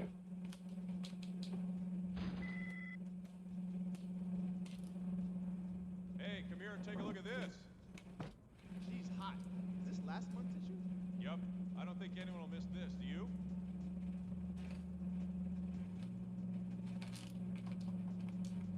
So we're just gonna slip past these 2 guards here, without taking out either of them. And we're gonna use my second crossbow shot on this guard. It's gonna be at a bit of an awkward angle.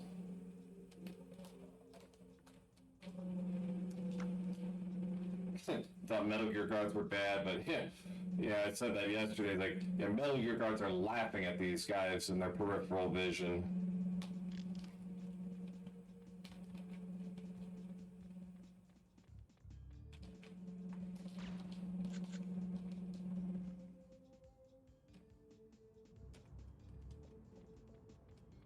Logan just went.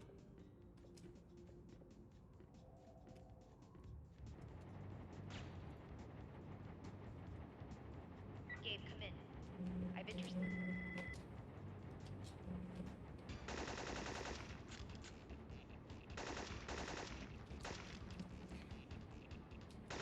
It's like this is like one of the only cases where the interaction skip actually comes back into play.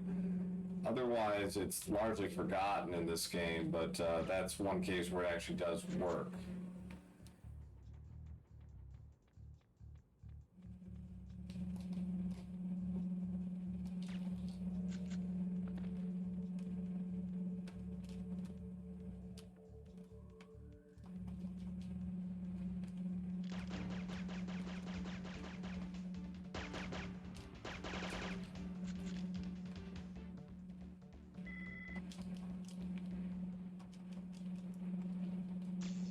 Okay, that's not usually what the guard pattern I get. Usually stationary.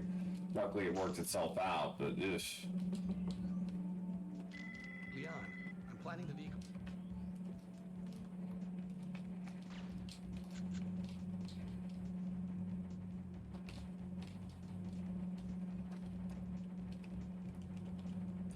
So I'm going to use kind of a cutscene skip here. I'm going to throw a grenade into this hole where these 2 guards are. Okay. Subject.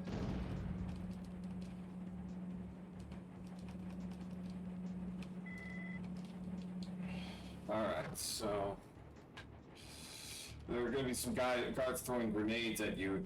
You don't have to stop, though. Just keep running through and they won't get you. They won't hit you.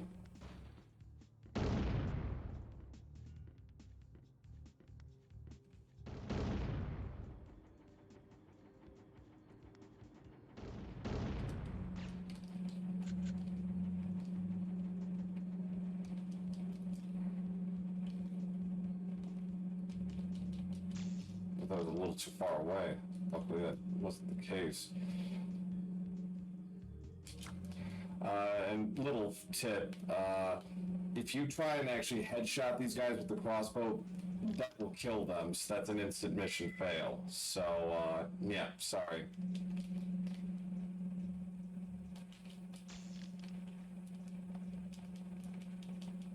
Just gonna ignore that guard there.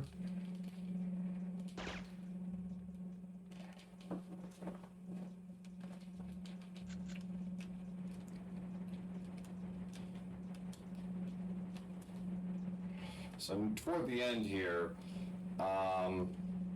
we're going to use my fourth and final crossbow shot on this mission. I can't see a damn thing. Command says the power went out.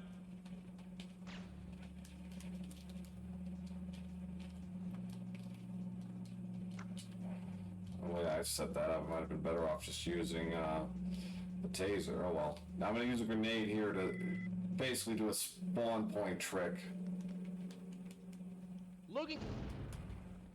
Another sort of interruption that basically takes out 3 guards at once and saves me from getting into a gunfight. So I think all 3 of them have blackjack. That's on top of everything else.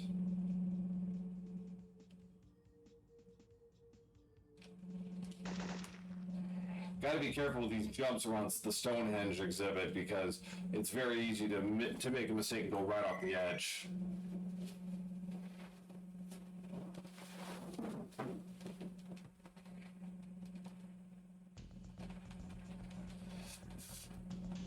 Hey, boss. What are you doing here?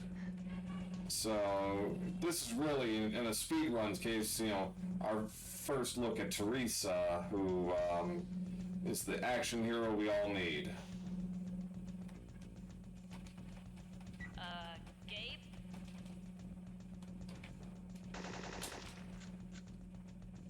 So this is kind of a variation on the park mission from SF1 where I'm protecting Teresa. She's defusing these bombs, and the guard patterns are very consistent. Thought you were faster than that, Logan. Proto train his spokes along. Get him off me! So, just gonna take out 3 guards here.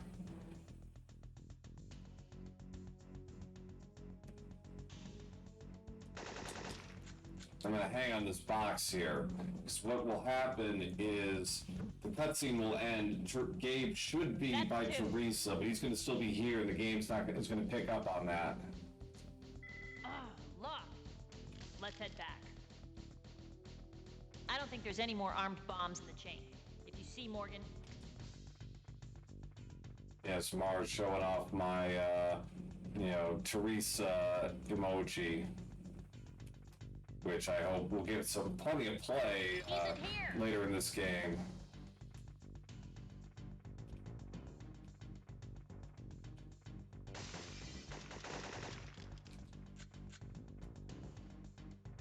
So this bomb here is the most dangerous, just because there are 4 guards. The first 2 are blackjack. That's so, you know, it's surprisingly easy to miss. Can you speed it up a little? Oh, you didn't want me to go slow.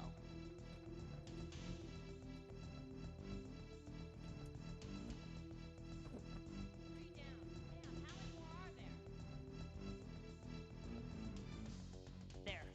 Gabe, we gotta stop Morgan before he... I've got him in here! Hurry! So doing it this way saved about 5 seconds right there. Slippery. Keep moving. He's primed another one. Okay, so this is the last bomb. This is really easy. There's really only 2 guards I have to worry about. And then I'm gonna basically be in a game of chicken with Morgan, who is armed with a dead man switch. So basically I can't kill him until the final bomb is defused.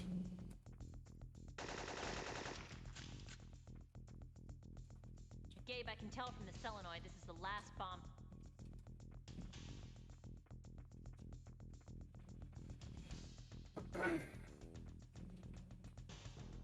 So this is basically 60 seconds of me running around. You can't kill me, Logan. This place is... The trick here is just basically watch the radar dotting. Just make sure you're dead opposite from him, whenever possible. You know, it's not too late, Logan. While Morgan monologues.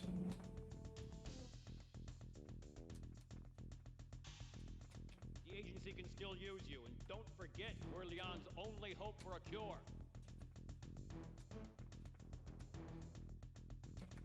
Do you have any idea what Syphon Filter is going to do to her, Logan?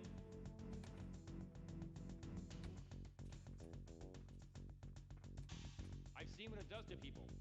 Soon she'll look like a walking corpse. Trust me, it's going to be a slow, painful death. Now there are two ways to take out Morgan. Use the M16. Use the M16 or use the crossbow. Crossbow's a one-hit kill, but if you miss, you're basically screwed. So I prefer the M16. And he'll go one of two ways, left or right. Left is definitely more common. Gabe.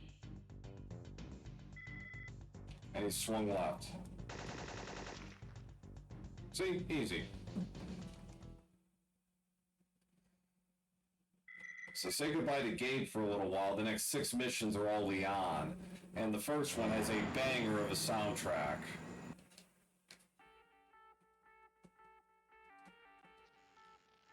Gabe?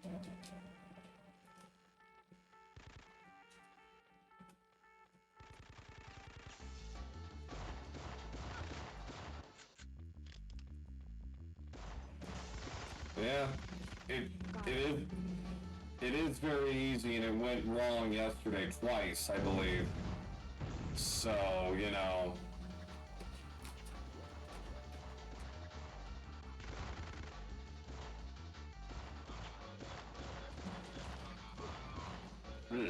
More damage than I would have liked, but okay.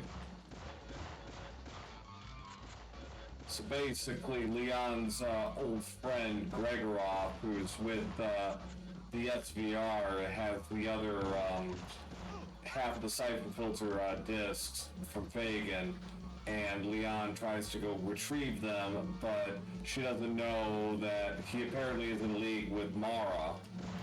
Aramov. But then Mara double crosses Gregorov and leading to all of this. It's really kind of complicated, and their explanation really, if you think about it, makes no sense. But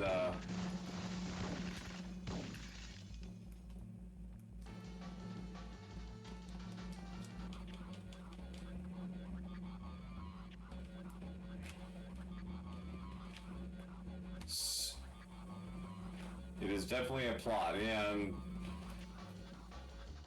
the kind that really doesn't stand up to very close scrutiny, I'm afraid, but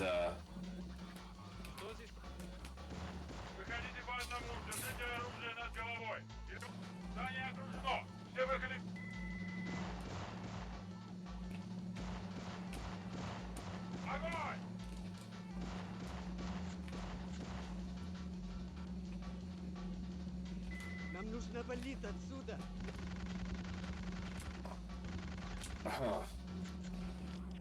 luckily he had a flak jacket, so even if I took damage, I would have gotten it back. And I'll get that back too.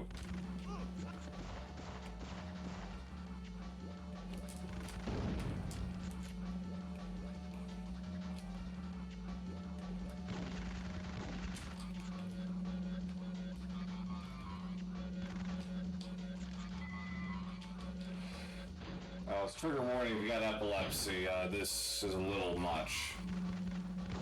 Sorry. I forget about this, but luckily it only lasts about 10 seconds.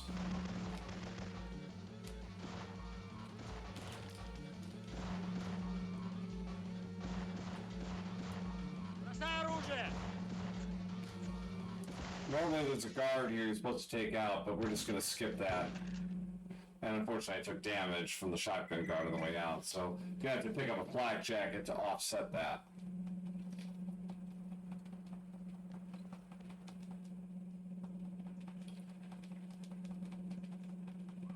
Gregorov! So basically Gregorov's on the run from Russian police and his own militia. So Leon's got to try and stop him, but Gregorov is being strangely hostile and is causing all this chaos.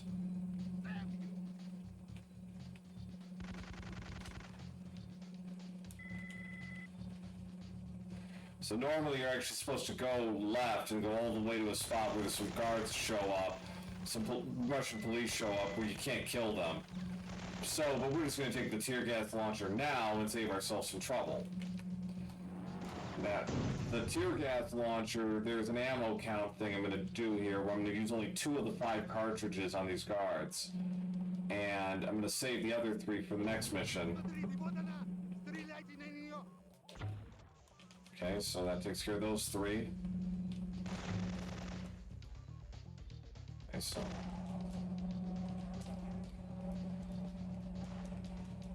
Okay, so now the introduction to everybody's favorite character in this game. A character beloved and hated by everybody. I am, of course, referring to Gregbot. Why do we call him Gregbot? Because his ability to headshot you is really uncanny and really irritating.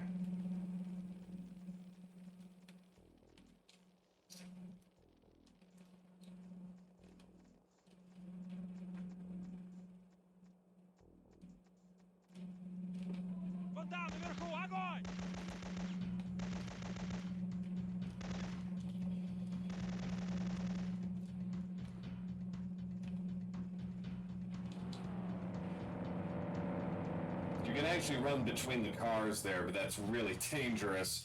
And again, you screw it up, you're dead.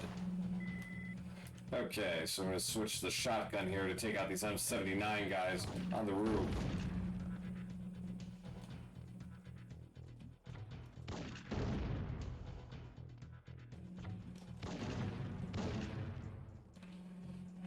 Oh, Syphon 3 is coming, don't worry. Okay, so this is the Gregbot bit. Basically, I'm gonna have to weave from weave through around 4 cars here while avoiding getting headshotted by this guy. That's 1. Okay. Okay, so basically, I'm gonna push myself forward to the 3rd car, and okay, good. Basically, when you reach a certain point on the blue car, oncoming traffic will start appearing, and that will disrupt his aim, and you really need it.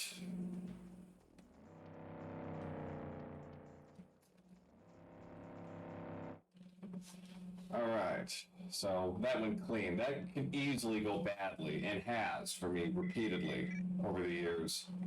So I'm glad that went well.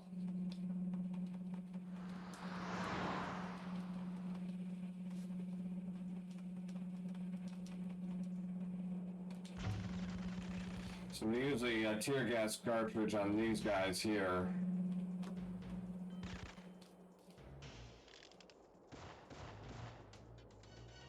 So this is like Gregbot Part 2. Basically, he's gonna keep trying to shoot me down. Ah! Yeah. He does that. I mean, it's not a lot I can do.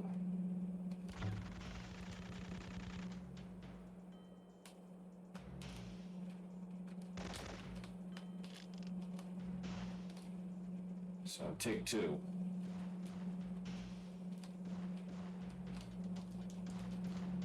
Okay.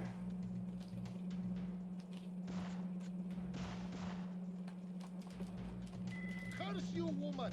Stop hounding me! Alright, well... Actually, my first death in the run. Well, 2 if you count me resetting on for fire truck skip, but like actual first death. So not bad considering that I'm just over the halfway point of this run. Jesus, you should have been dead like 5 seconds ago. So this is going to make this section a little tricky. I have a pretty consistent setup, though. I should be okay, but ugh, it's not what I wanted to see. So I get for this is me jinxing myself.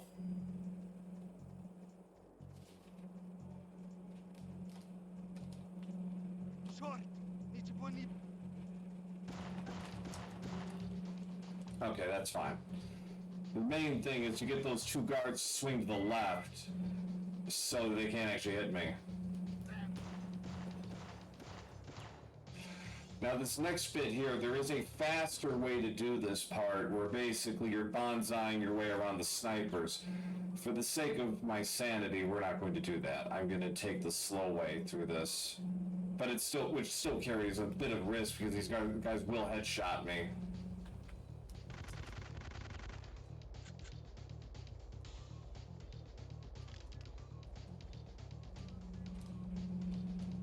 So I'm going to take out 3 guards here. Okay, there's 1. 2. Use the fizz on the 3rd guard.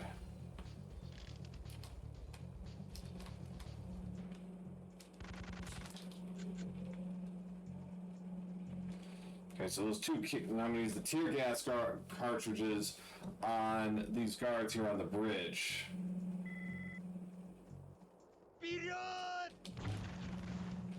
Oops, that's not good.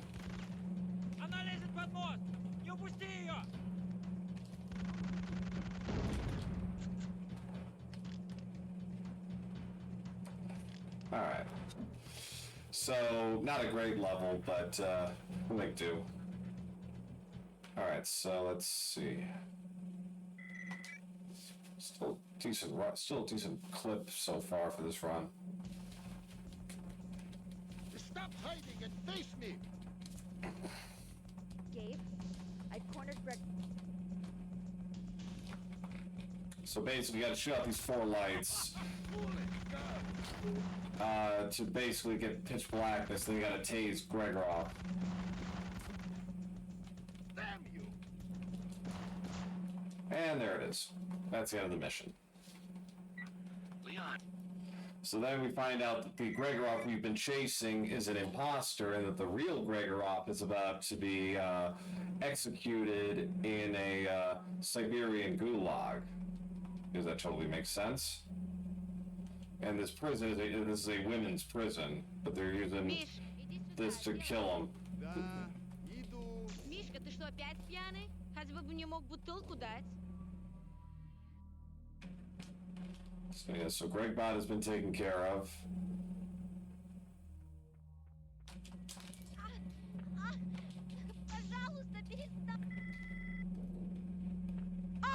Now, as it was before, you have 5 crossbow shots, and I'll be using all 5 of them in this case.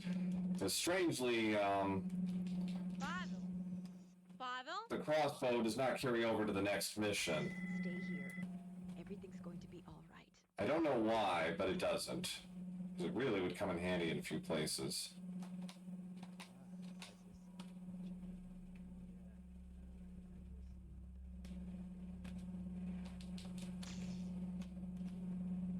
There's actually a special unlockable if you go through this mission without using the crossbow at all.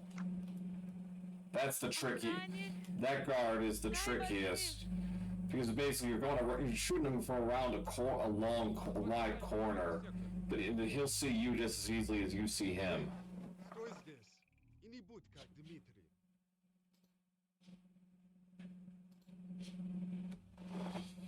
Okay, so basically you gotta wait for about 20 seconds. Какой позор!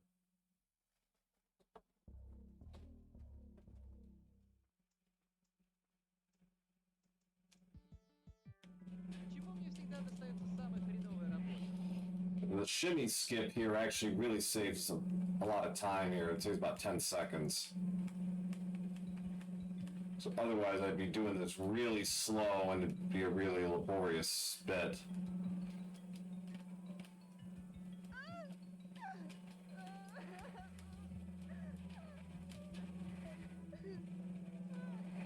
Just gotta be really careful because if you do not want to screw up here. Because it's about a 2.5 minute, it's a 2-minute time loss if you screw this up. So yeah, I definitely played that pretty conservatively. А я тут завяз покуда коньки не отбросил. Или крыша не поедет, а? Да.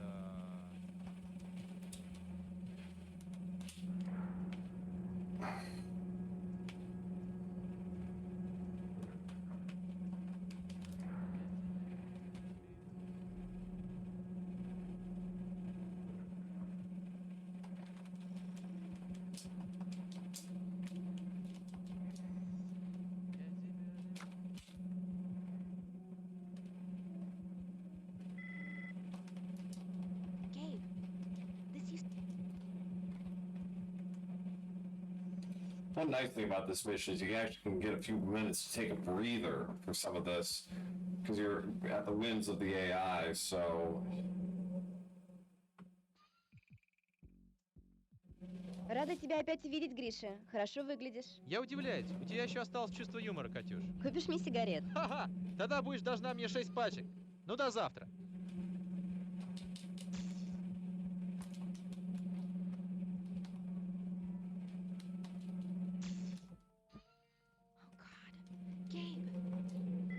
So yeah, so basically they decided to execute him now rather than in an hour.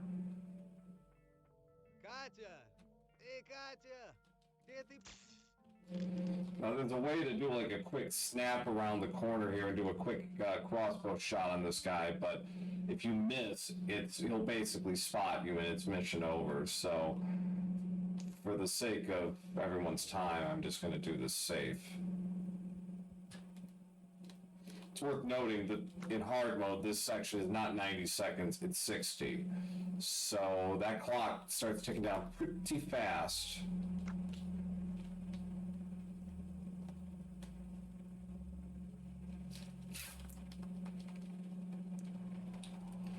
So basically, Leon cuts the power to the entire prison, but it starts a riot because now the prisoners are free and, well...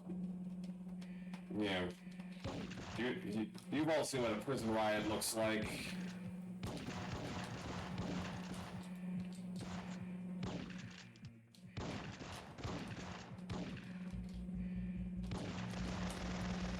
I am assuming some people in here have seen the movie Natural Born Killers.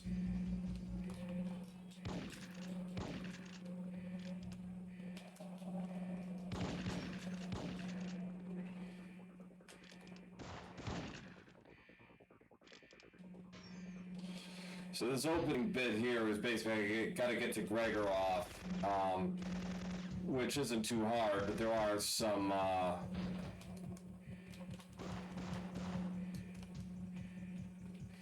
you just got to be careful because some of the guards are in tight spots, so you gotta. Well, honestly, with the username Natural Born Speedrunner, I'd have been surprised if you hadn't seen the movie.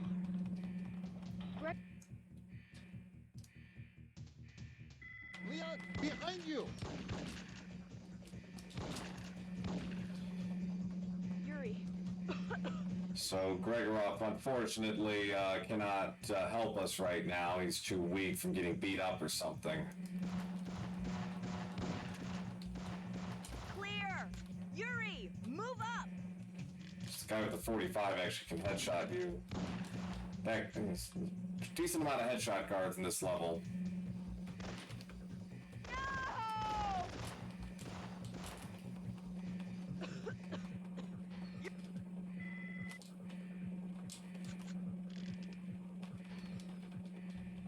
A lot of action on the other side of that.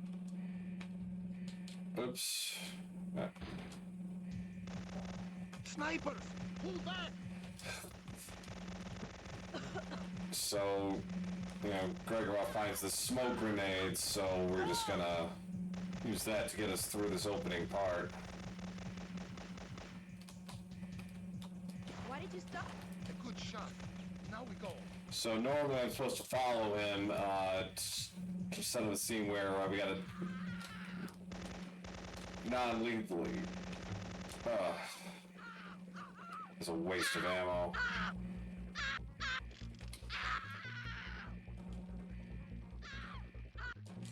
Try not to think about all those prisoners dying like that. It's actually pretty depressing if you think about it.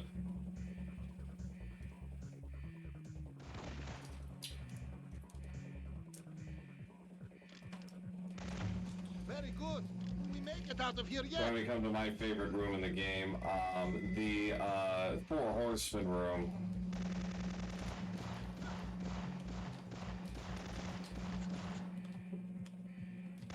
So named because there are 4 guards in here, all with flak jackets, and they just run around and cause all sorts of trouble for you.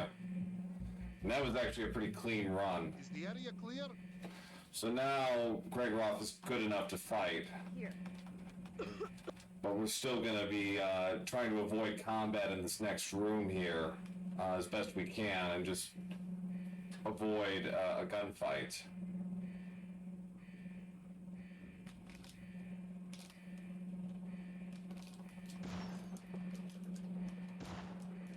Die, you bastard! Behind us! So, otherwise, I have to be dealing with spawning guards, a few of whom can kick at you with headshots. All right. We've got to make... So I'm not going to... on hard mode, you have to do this in stealth, otherwise you're never going to make it. Or Gregoroff's never going to make it. Here, we can do it a little more casually. I will help myself to PK-102 ammo. Gregoroff, move! For this final bit. Basically, I'm going to try and get ahead of Gregoroff once we get off the elevator and take care of the two guards on the watchtower.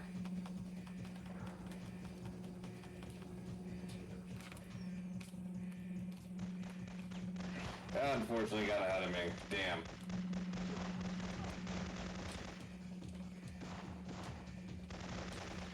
It's not the way I wanted that to go. Okay, well. That worked out. I was a little worried. Gabe. Okay, that's the last mission with Leon. She is now too weak from Syphon filter to continue on, and so Gabe decides to cut a deal to save Leon by... Teresa, I'm clear. To save Leon, who's going to basically let himself be captured by the agency, who are going to try and leverage him to find out where Leon is so they can extract Syphon filter from her body. So this mission again is stealth, but there are a couple of big sequence breaks here. One of which saves about 2 minutes all told. It's a huge help. They're essentially going to be skipping like 2 or 3 sections at this level as a result.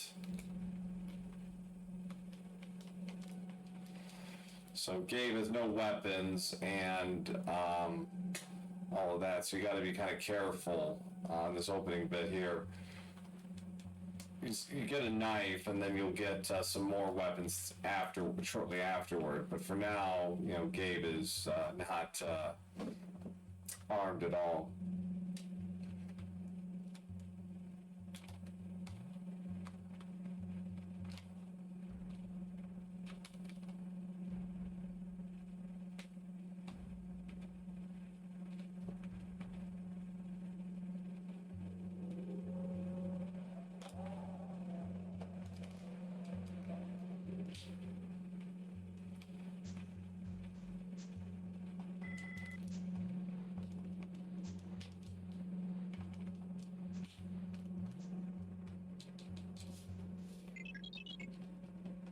I'm patching you into the computer lab. Okay, so now we gotta find Gershon. So we're on our way to finding him. But first, we need to get some weapons, starting with this knife.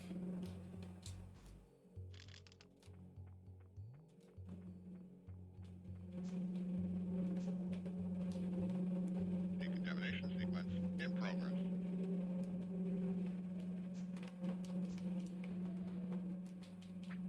We have an intruder loose in the Oops. facility.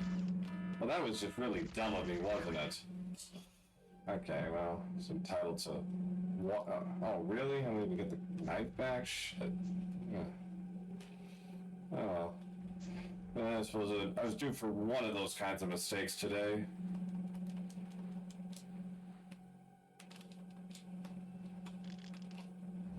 Thank you for being too far away. Decontamination sequence in progress.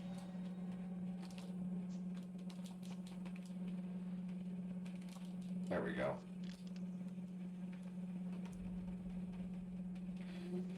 So the way this is normally supposed to go, we find out Ramirez is one of 2 survivors from the opening You're beds. Logan! Please, don't hurt me. I just work here. I'm not responsible. I don't make policy. I didn't get the wedding proposal bit. I do. But we'll still have some fun with it. Gabe, I think I found a way to Gershon. So I'm setting up a long sequence break here by taking out only one of the 2 guards here and then skipping the cutscene.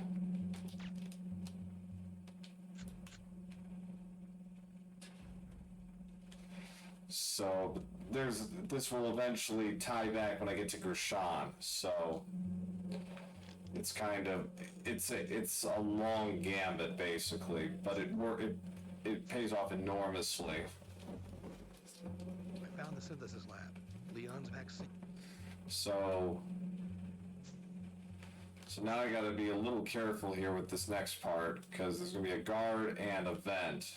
I gotta be just far. Okay. That's the vent. So I want to be caught by that security camera. So luckily it worked out. So now I get to go to Gershon.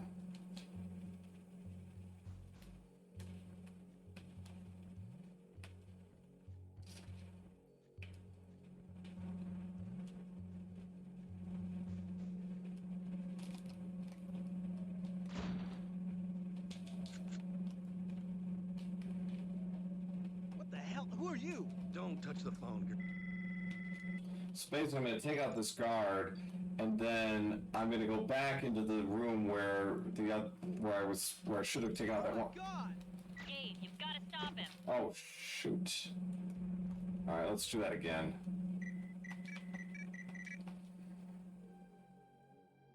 Alright, so take 2. So if I got him with a body shot, I wouldn't have worried.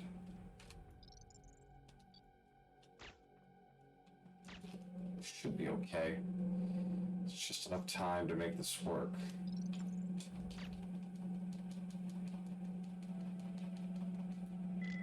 Okay. Gabe, Gershon got away. Alright, so we're good. Basically, I needed to get that checkpoint before the mission failed. So now, instead of escorting Gershon to that computer lab and all of that, we can just carry on as normal. So basically, did 2 cuts for the price of 1.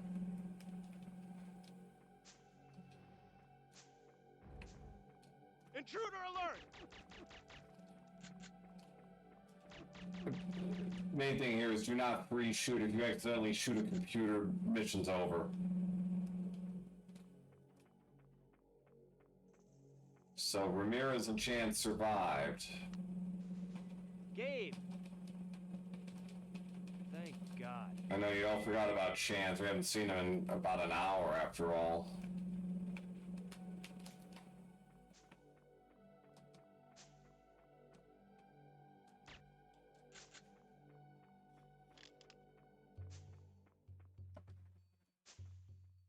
You can see signs of the virus at... Damn it. Oh. Other guy who learned the combat rule. Doesn't really cost any time to... There we go. Teresa, they're experimenting. So not a great level, this one, but, it's alright.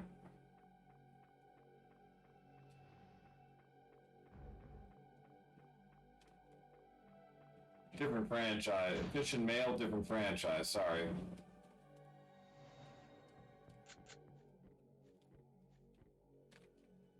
The virus started, of course, as a potent... Who are you?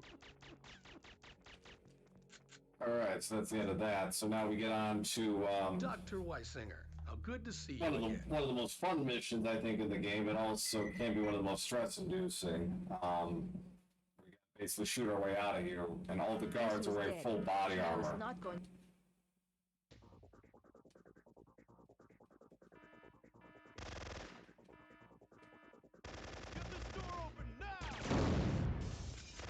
Alright, Chad, get your memes ready. These guys are wearing full armor. I can't hit them. That's bad.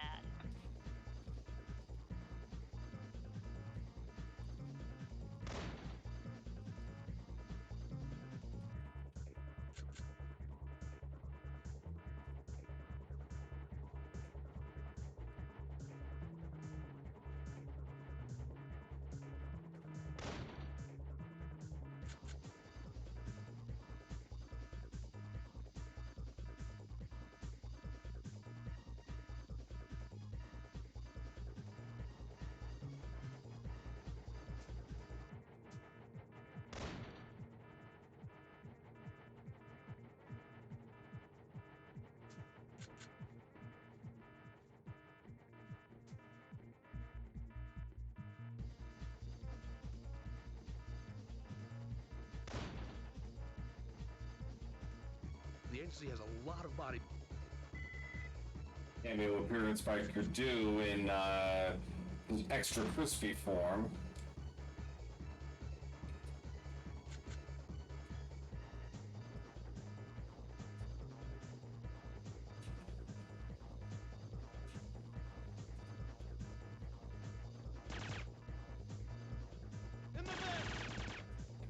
So I'm gonna finally get a weapon that can actually hurt these guys in the M79, but we're gonna use it again rather sparingly because it's gonna be useful on the next mission as well.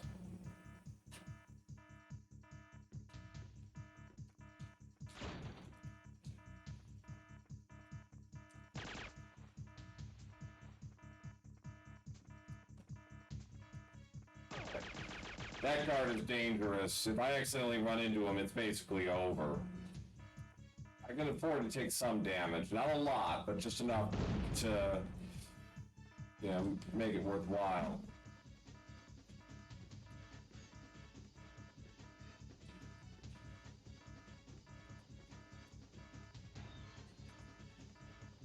Teresa, I've reached a dead end here.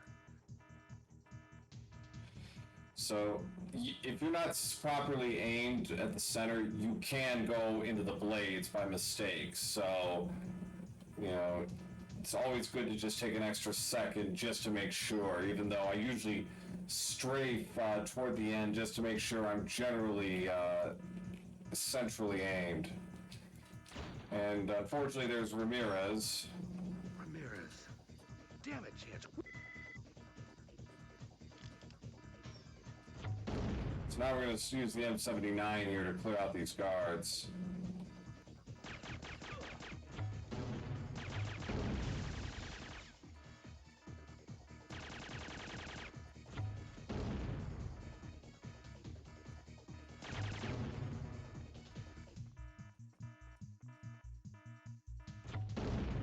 I have 3 grenades left over. Ideally, if you get 4, you're in pretty good shape. Gabe, I've overridden the elevator.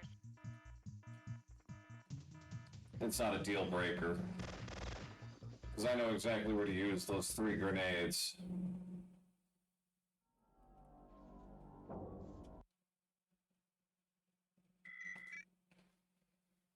So we're out of the agency labs, and Stevens, who's the head of the agency, has sent basically Teresa? all remaining agents to try and stop Gabe.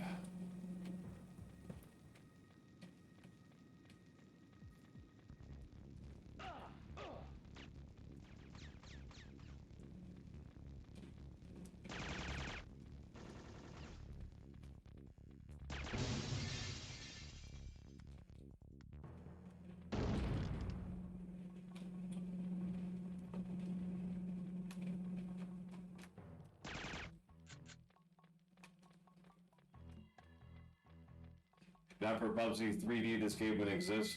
Interesting, yeah, technically that's true.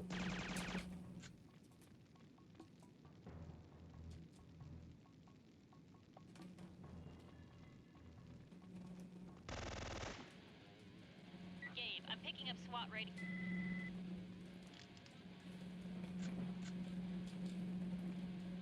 Okay, so there's gonna be 2 guards up ahead here, one's with flak jacket.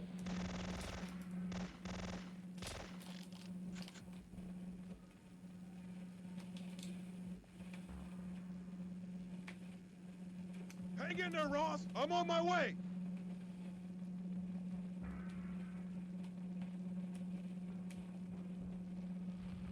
So basically, NYPD officers are under attack by snipers, so Gabe has to go out and save them, even though technically Gabe is also a fugitive who's been framed by the agency for terrorism. Teresa, I can't get to the sniper.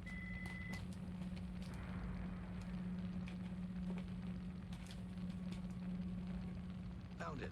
That SWAT team.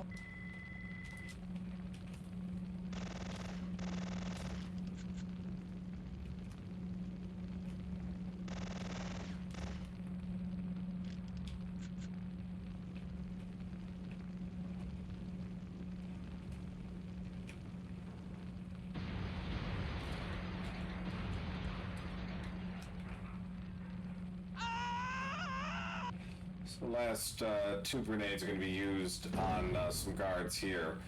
Took out two in this room, and then after the NYPD agent is unfortunately killed, I'm going to take out two more with the last grenade. I've got the terrorists. Send backup.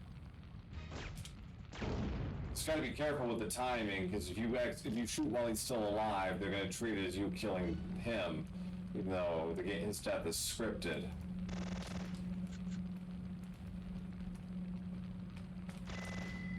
Okay, that sniper has trolled me a few times, so I'm glad I got him. Okay, so we can carry on with our mission, which is getting back to the parking garage where Teresa and the chopper are at.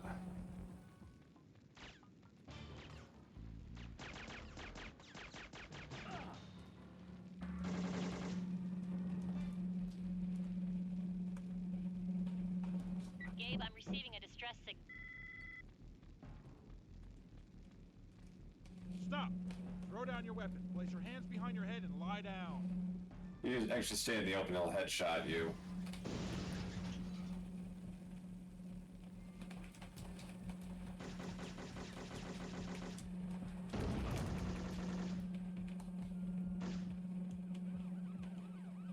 I need backup now! Officer down! Mars, you missed the chance to use the meme.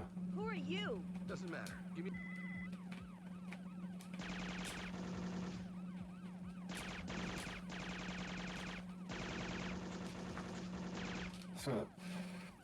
Interestingly, if you do not take out those two guards right away, those are extra snipers you'll have to take out later at this point. So, best to do it now. Thank you, Mars. Appreciate it. Better late than never. Teresa, I finished off the last sniper. Teresa, where the... Drop your... I'm skipping over easily the darkest cutscene in the original trilogy, where Stevens murders a cop in cold blood. Teresa, following orders is... Basically, Teresa saved Gabe by blowing up the floor beneath them, knocking them into the sewers, and now Stevens is racing back to the parking garage.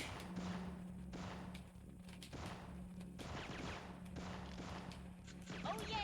Agency training's really coming in handy now. So yeah, the Teresa gets the UAS-12 automatic shotgun. Unfortunately, we do not. Try to keep up, old man. You're supposed to be dead. Oh, that's why. Wow. That's not the way that normally goes. Target button in this game is useful and useless almost in the same motion sometimes.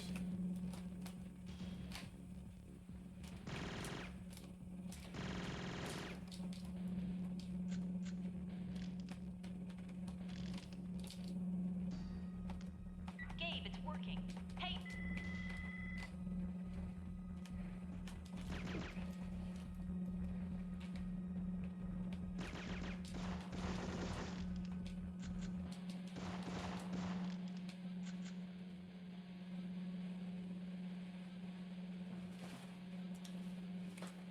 Overall, this mission isn't too bad. there are some little movement tricks you can use early on and toward the end to make it go a little faster, but in general, this is a pretty straightforward mission, all told.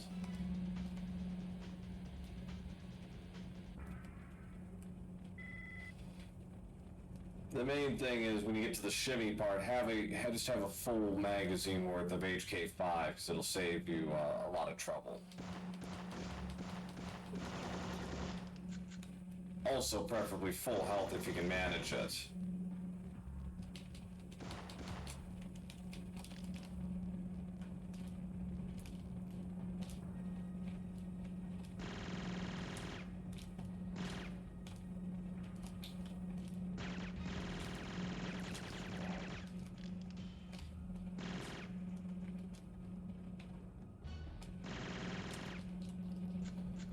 So yes, I didn't get full health, so I'm actually have to make a pit stop here.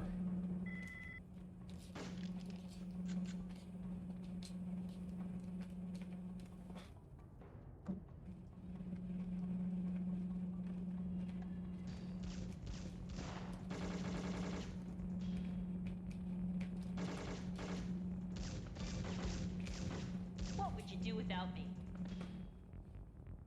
We're really scaling back the agency payroll.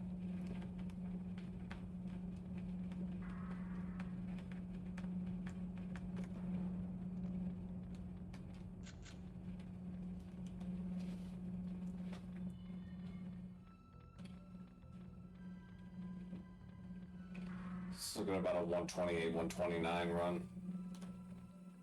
Gabe, over here. So again, there's all these guards here. The game kind of wants you to fight them. It's like, you don't have to.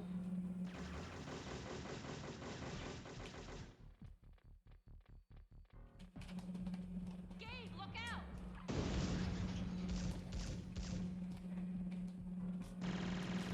Come here, Gabe. I got a plan. There's too many of them holed up in that. So basically, she's gonna smoke them out and then take them all out with.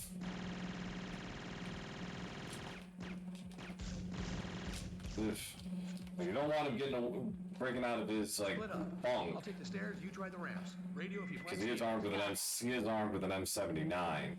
So. So these guards here, I'm just gonna ignore them. Just roll up the stairs. Most of them are armed with the H11s, so I don't really have to worry too much about taking severe damage. The main thing is don't take too much damage for the start of so I'm in good shape for the start of the next mission. 2 grenades takes out the last 4 guards, and then we kill Stevens.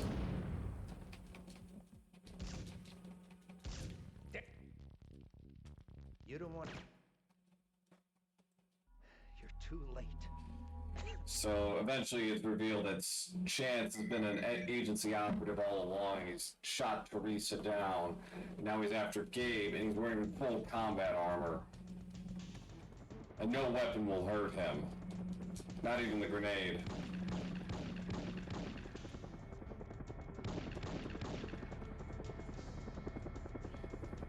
You were the best, Logan, but you let that partner... Basically, I set it up so he runs right behind me, so I can get an easy setup on this guy. Okay. So that's it for SF2. Yes. Thank you. Sheesh.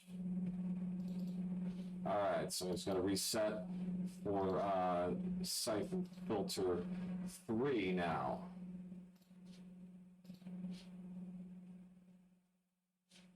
I hope. Come on. You can do it.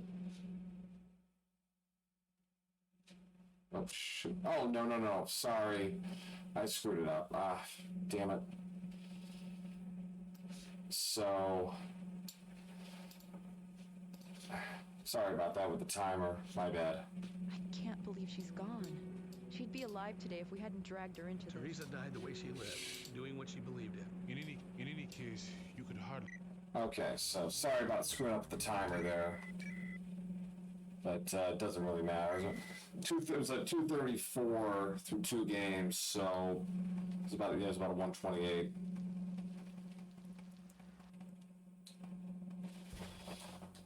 So, all right, so we're on to SF3. Again, isn't too many differences from SF2. This is definitely the easiest game in the trilogy, but it does have some interesting quirks to it. The biggest one, and from a combat standpoint, is close range combat is much more dangerous in this game. Find your loadout in the tub.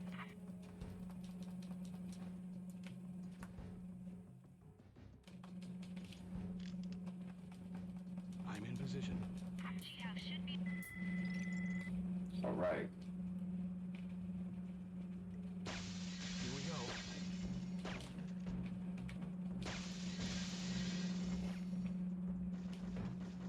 Got it. So this opening bit here with the shooting at the guards from the window, there's a lot of RNG to this.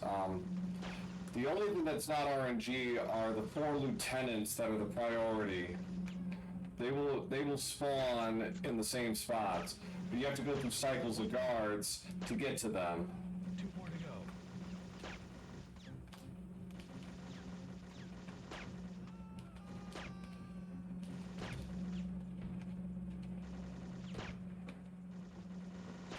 One more.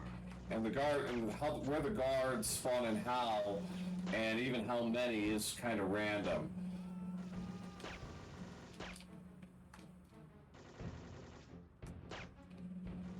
So,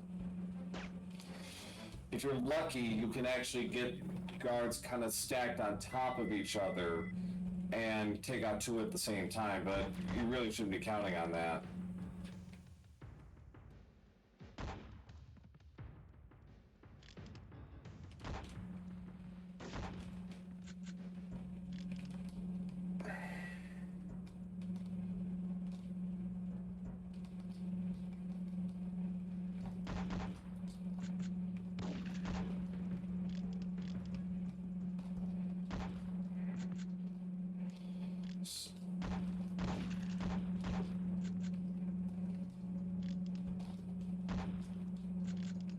So the Falcon, the game's model of the Desert Eagle, is an extremely overpowered weapon. But, like anything else, that cuts both ways, so you gotta be careful.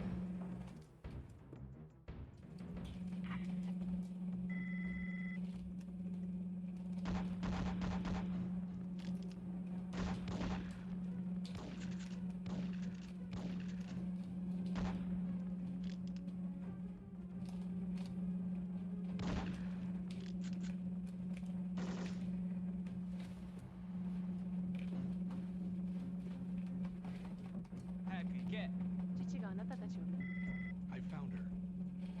So this opening mission's pretty straightforward. There's really not a lot to it.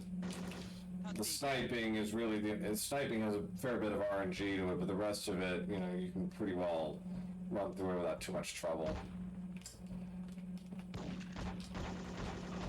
Ooh, that's unfortunate. Come with me if you want to live.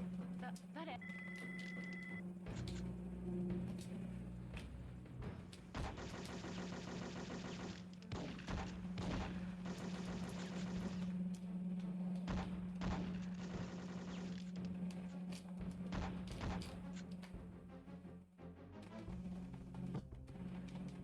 Hide here. The police will be. He said the line, he sure did.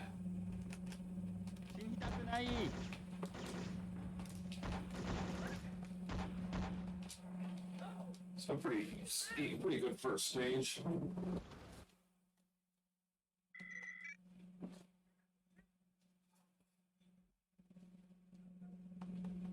You've been asked to testify.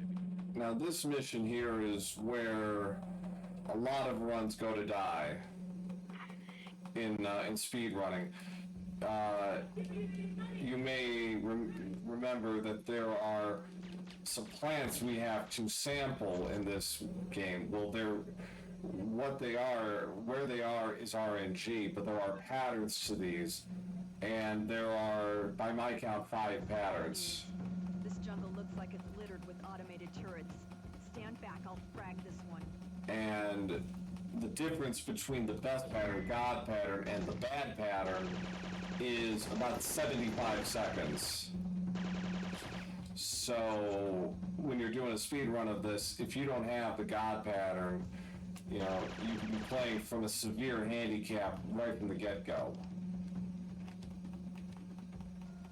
Another turret? And I'm out.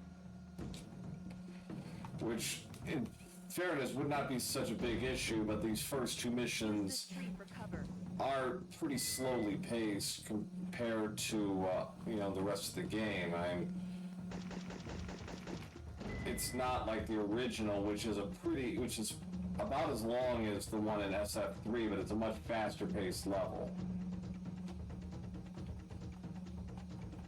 Well. So that's the key there.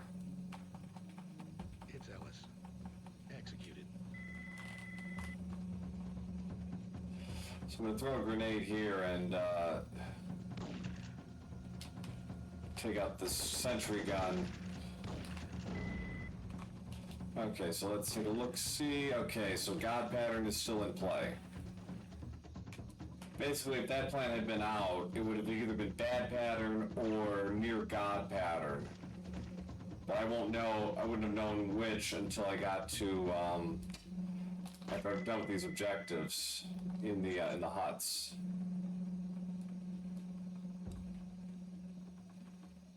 You're also supposed to get a mine detector in this, but we don't need that.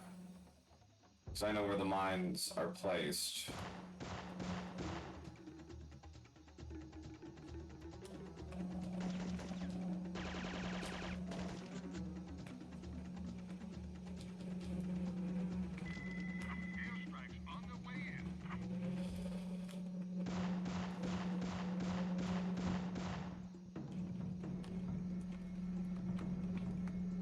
That should be okay. There are cases where when you throw that grenade, it actually goes through the window because of some sprite weirdness, so, you know, best to be, just to make sure on that. Alright, so what pattern do we got today? It's God pattern, outstanding.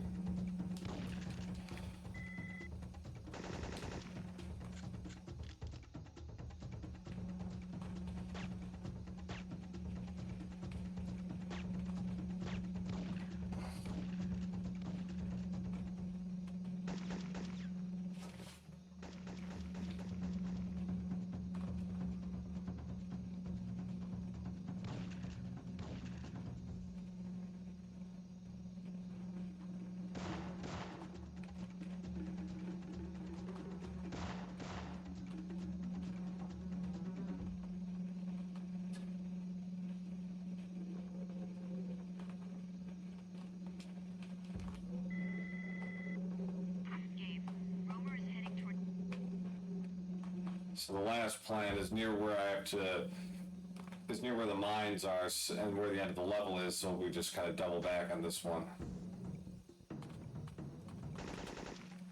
I screwed it up by mistake, so my bad. So just add 234 to in your head, and that's where I'm at with the clock.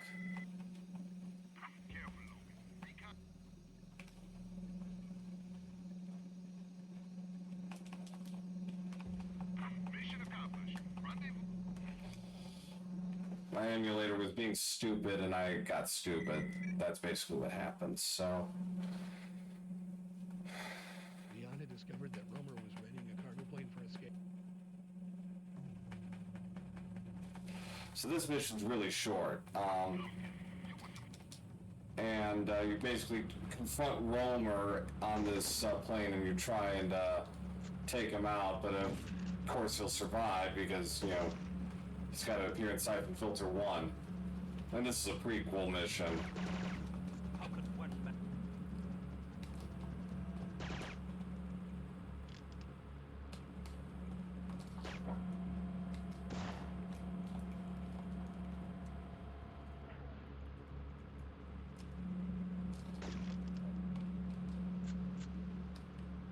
So we use the UAS-12 to basically blow Romer off the plane.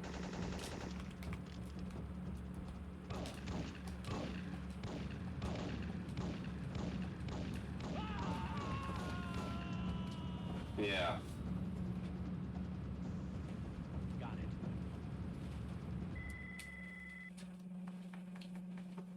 Romer had escaped. So, for those not familiar with SF3, the game has an odd story structure where we have these meetings in the Senate where we get a lot of flashbacks about the agent, about Gabe and Bujari and Leon and their past experiences with Syphon filter and all of that. Ooh, I screwed that up. That's my bad.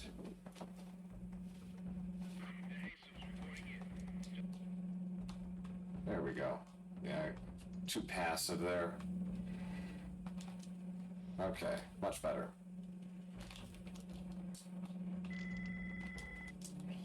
So this mission has some pretty odd sequence breaks, and the game's also going to try and punish me for said sequence breaks throughout. But most of them are pretty manageable, so...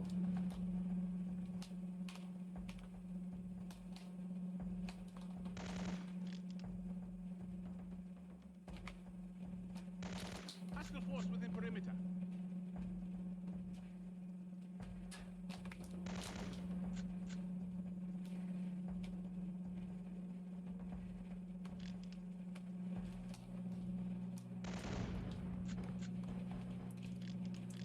I don't know why, but if I hold a gas grenade going into here, I basically save myself about 10 seconds of walking toward these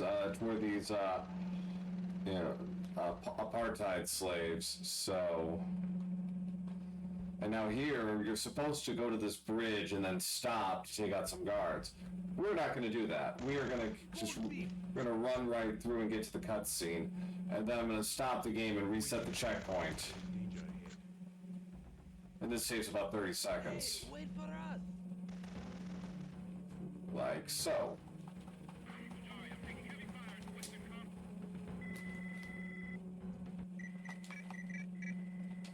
Oops. Oh, shoot.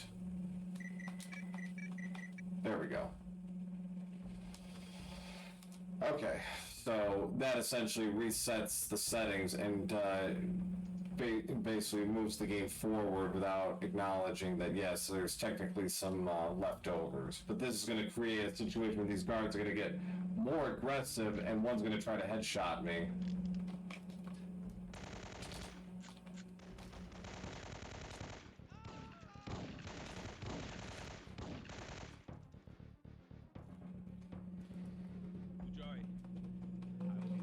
That was actually very fast. That normally takes about another 8 to 10 seconds. And ideally, I would have had Mujari climb to the edge of a platform and then crawl so he's hanging from the ledge. So his position would have been, closer to the mine entrance, but not enough time. And but that's not a huge deal. So these last few guards are going to try to headshot me because I committed the sin of sequence breaking. But again, these guys aren't too dangerous. And one interesting note is while Mujari's voice actor is unique, if Mujari gets hit, all of his sound effects of getting hit are Gabe Logan's.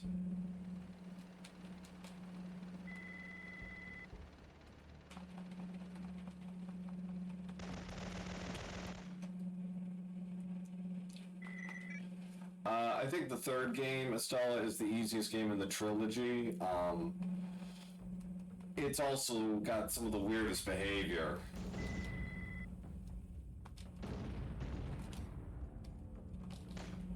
There's also a lot of sequence breaks in this game, which I like. Like this mission here has it's two big ones.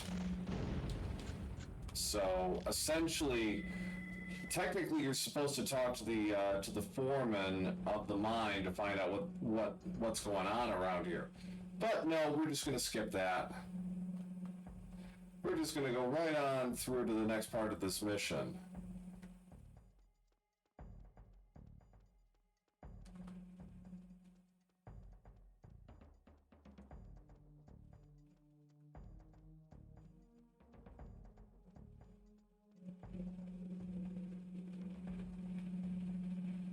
Yeah, the Afghan escort mission is definitely the hardest level in the game. It's also the most aggravating for a speed run, because it can very easily go wrong. There are some other aggravating missions here and there, but that's definitely the toughest.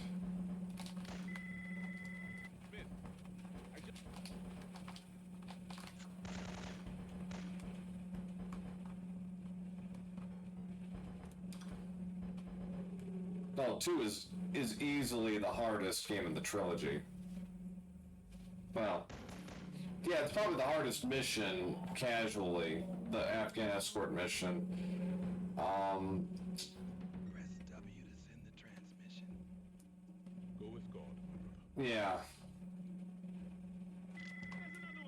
So basically, again, using that gas grenade allows me to skip some dialogue in part of that cutscene, so I saved about 15 seconds right there. So now, DeJesus is gonna take out these guards here so I don't have to do anything, and then I'm gonna use the M79 and these guards coming up the elevator. Rest easy, my brother. Looks like we've got trouble.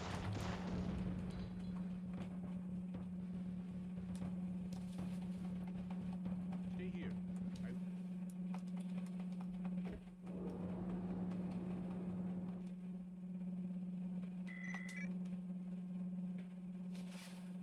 Yeah, SF3 is the easiest. Though the second half is, I think, decidedly more difficult than the first. Now this mission, I know, gets people, kind of in an uproar because it's like, well, how the hell am I supposed to know where all the snipers are? It's so hard. The route to taking out all 7 of these snipers is really easy.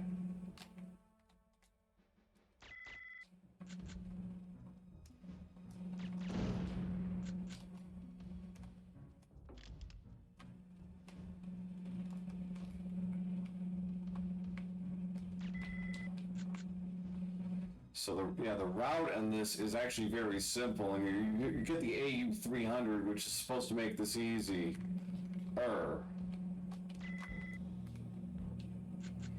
And then you can just you take out 5 snipers before you even pick up the AU-300. So.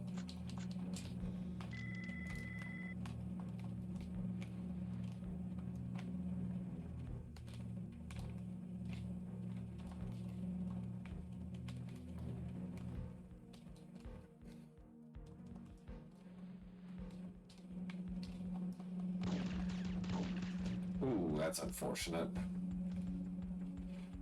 It's not a deal breaker, though. Yeah, being able to shoot through the walls really does come in handy here in this level.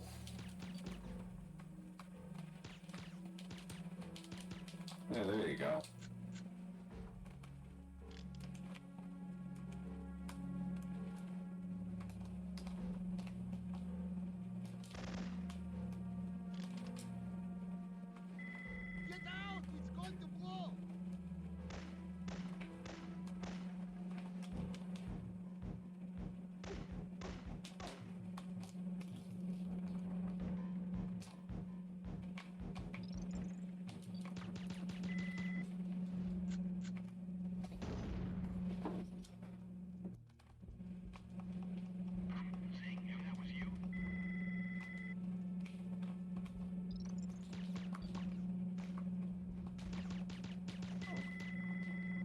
So all 7 snipers are down. Now I gotta take out 4 grenade guards to finish this level off. Objectives completed. Right. And again, the AU-300 will make quick work of these guys.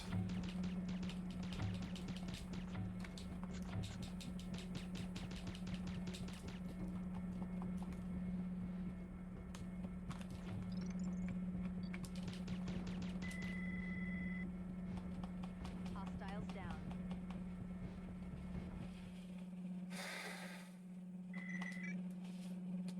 So, alright, so now after 5 straight flashback missions, we're on our way back to the present day, because Gabe is now investigating Get this load on shore and get ready. this cargo ship in tandem with MI6, because the consortium that's behind the agency is transporting samples of the virus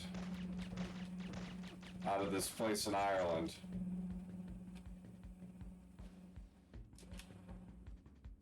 So again, this mission's pretty straightforward. It also has a supremely overpowered weapon in the Spider, which is modeled after the Scorpion submachine gun.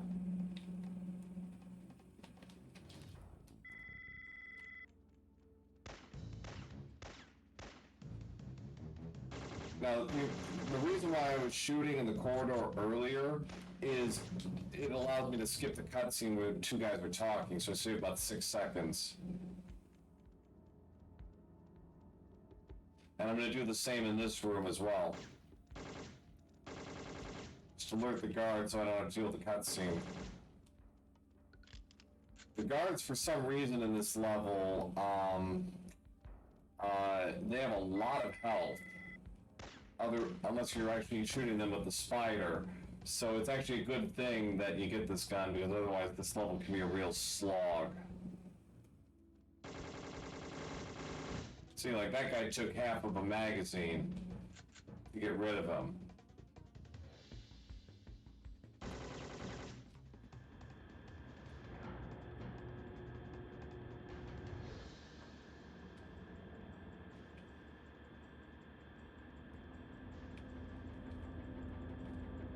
We're gonna ignore the engineer, he's not required to finish this mission. Damn!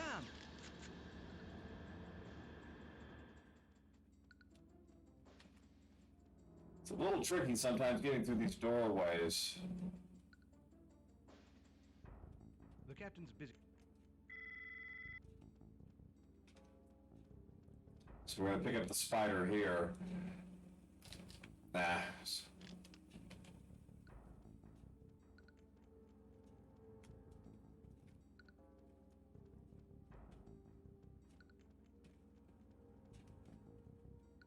Logan, I've intercepted.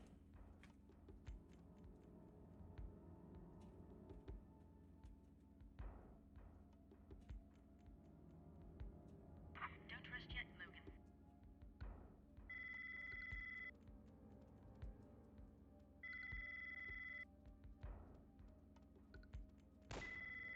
See, 1 round and he's dead.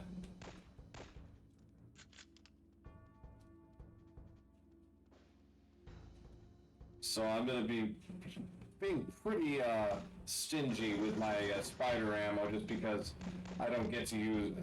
Well, there is actually a refill a little later on, but we're just gonna Head back to the cargo.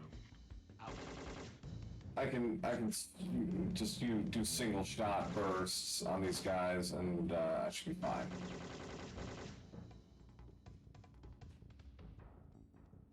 The main thing is I want to have 60 rounds by the time I reach the end, because then I'm going to go to full auto for the last section with the 6 guards on the crane.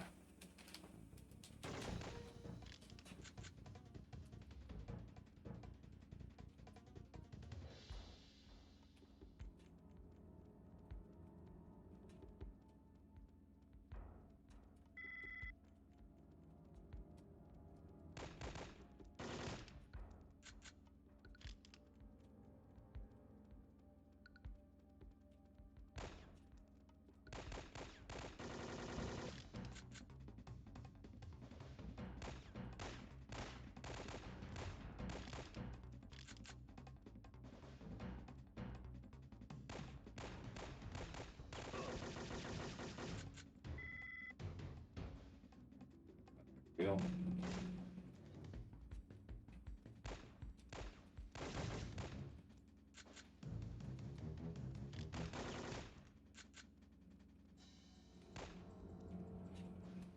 So yeah, shoot the guy in the shoulder, dead.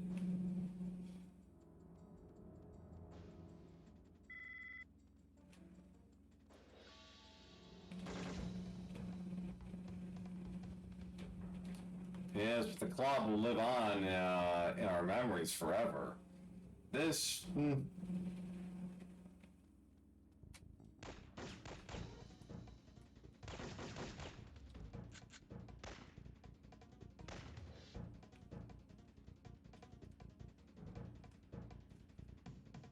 I'm back in the cargo hold, but the crane's been shut off. So it's just 6 guards up here. The target button makes it pretty easy to get rid of them.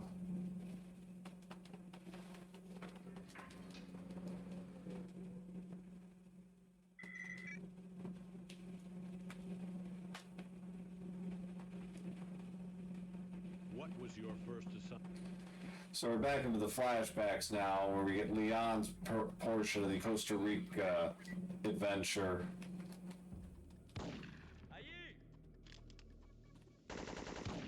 So she actually gets the UAS-12 and a Falcon, and we put them both to pretty good use here.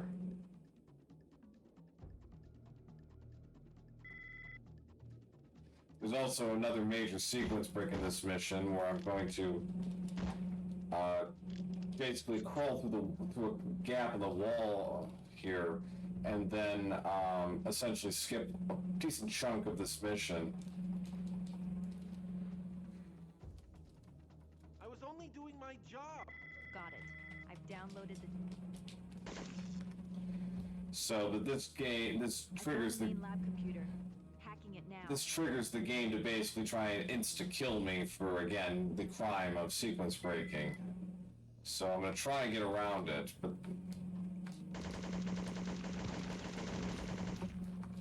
I did.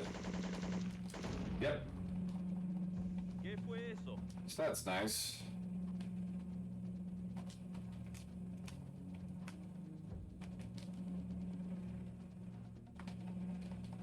We have a chopper waiting for you past the eastern. ¿Qué fue eso?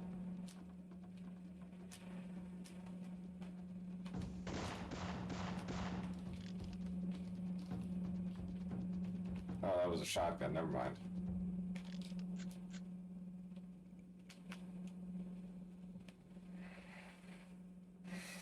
Please don't kill me. We have a chopper waiting for you past the eastern temple. Allí. So,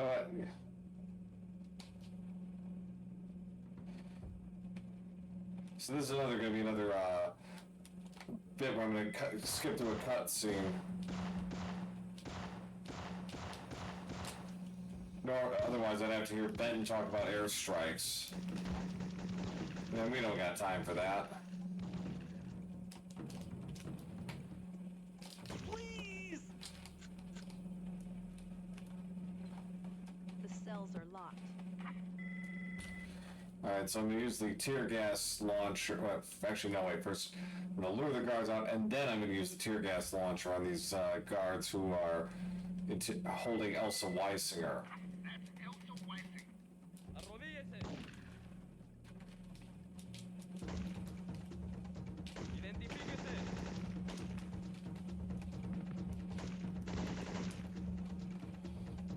Nice and clean for once. I had trouble with this bit. It's strangely the first 2 guards where that's the problem. Then it gets easier. You get with those 2 guards out of the way, then you can take out the other 4 without too much trouble. We're leaving Elsa and the last computer for the moment because this just works better in the routing.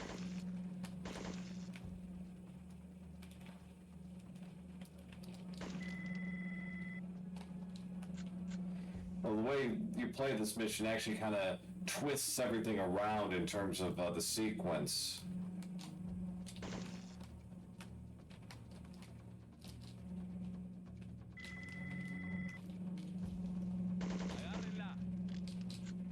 So it's not quite your typical way of going about this mission. At least if you're playing casually, it'd be very different. The artifact. It is of great.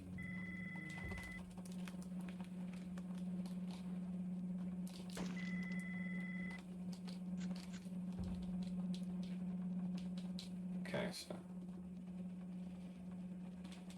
We'll figure it out, Mars, I'm sure. Find that shop at the Eastern.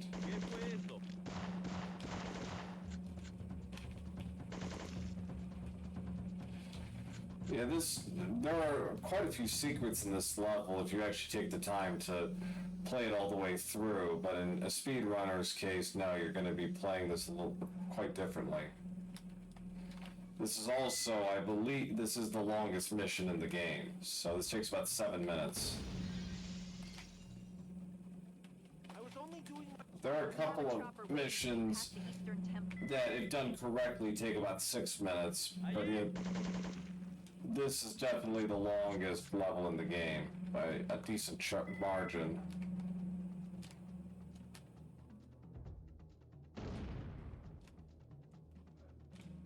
Please! We have a chopper waiting for you past the eastern. Identifíquese. This game kind of gets overlooked in general because it came out very late in the PS1 cycle. It came out like 14 months after Syphon built after the PS2 launched, and it was actually delayed 3 months because of 9/11. So it was really kind of just buried in the shuffle there at the end. Yeah, November 2001. So, it was released. It was the last, I think, like really big game for the PS1, and it sold very well. I mean, it didn't tank in the sales or anything, but it definitely kind of got overlooked. We have a chopper waiting for you past the eastern. Okay, it was about 7. Okay, it was about 7 weeks. That was 3 months for some reason, but. We have a chopper waiting for you past the eastern temple. That was our first. So it's Are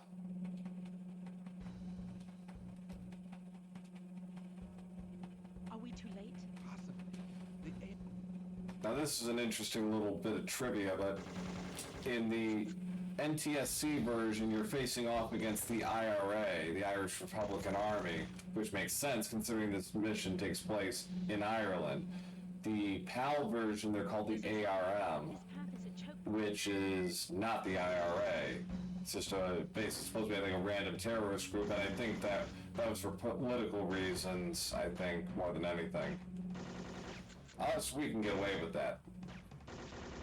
In Europe, not so much.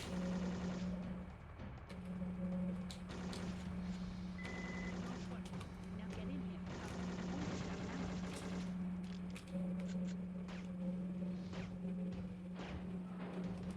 I'm clear. We're locked in. Find a bloody way.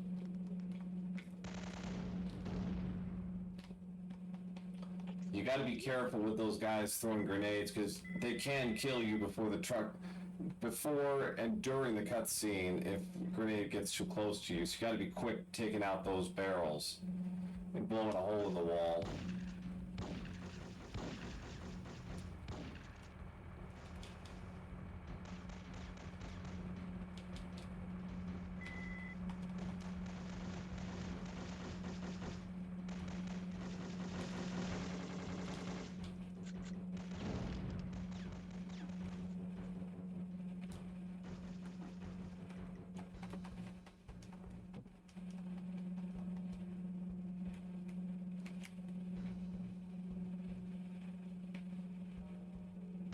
You go on, son. I'll neutralize the thread. Logan, this is my best locksmith, Jim Russell. So basically, we got to escort this guy to open the safe, and for some crazy reason, this guy is incapable of shooting.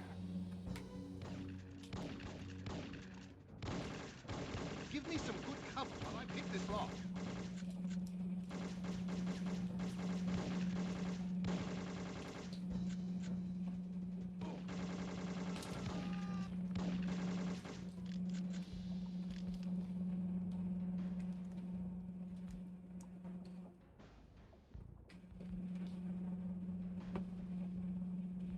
Useless Russell is useless, yes. British Gregoroff doesn't quite. British Gregoroff doesn't really help you all that much.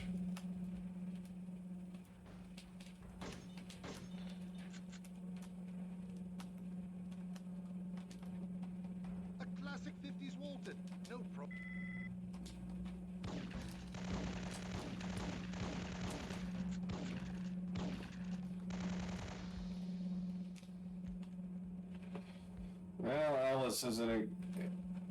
Well, Ellis isn't exactly all that useful either.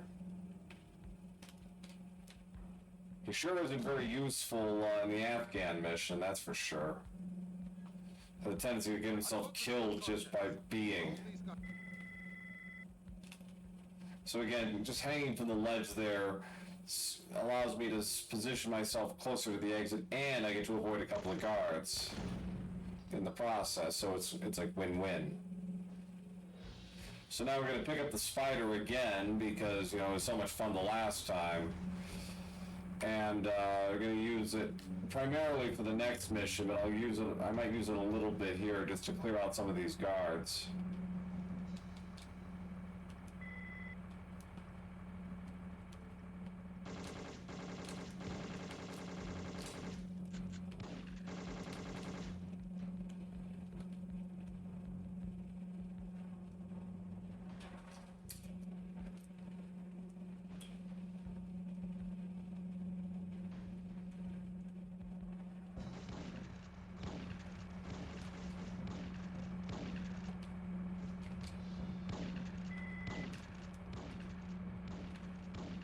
So I'm just going to pick up this flak jacket here at the end just to make sure I have full armor for the next mission.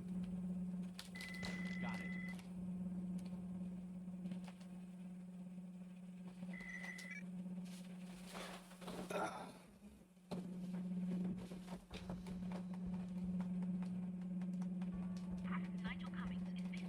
So now we got to save this guy Nigel, who's got himself into a bit of a pickle. Ooh. That's not what was supposed to happen.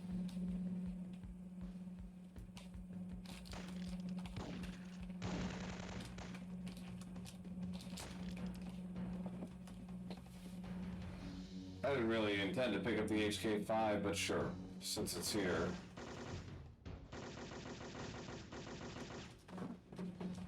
Hello, mate. Maggie told me you... So, yeah, like I said, close quarters combat will get you killed in this game. Sniper, run!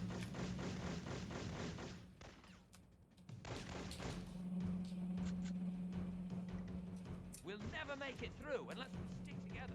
These crates are a bloody maze. Don't get lost.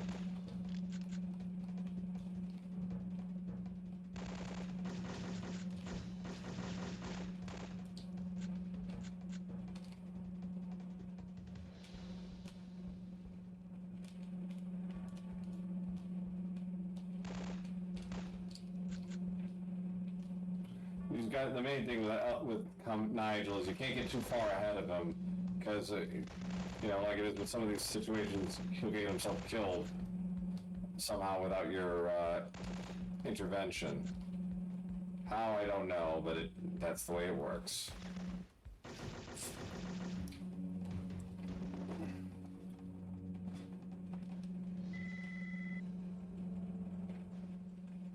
And it turns out Nigel's a traitor, go figure.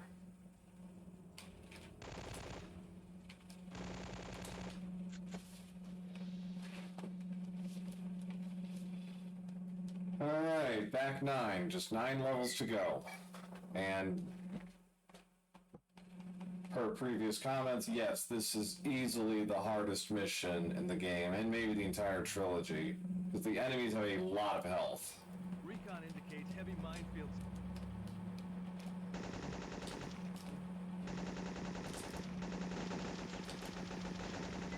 Let's move on out. And these 3 guards up front can really put a hurting on you right off the bat, and that's not good because this next section's pretty dangerous.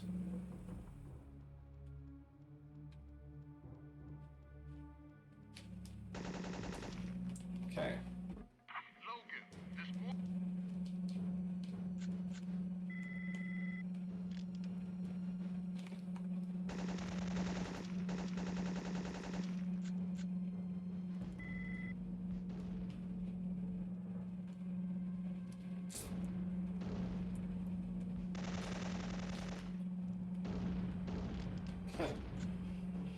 On loop, wow.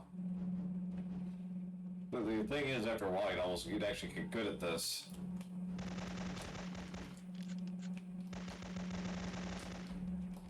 Oh, oops. Road's clear. I'm ready.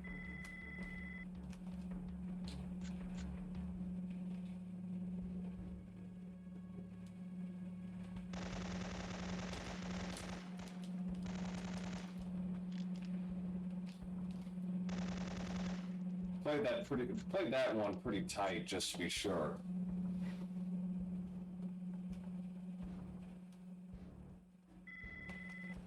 I see a roadblock ahead.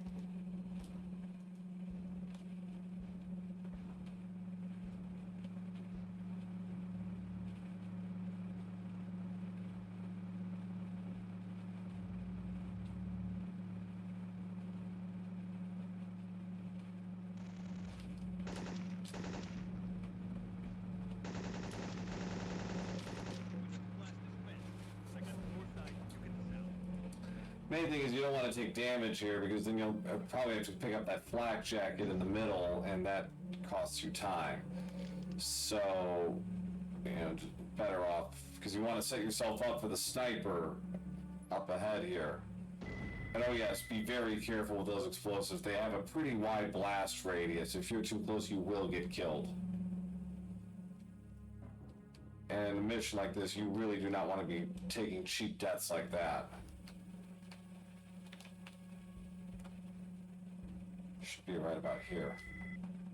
Sniper has me pinned down. Hurry!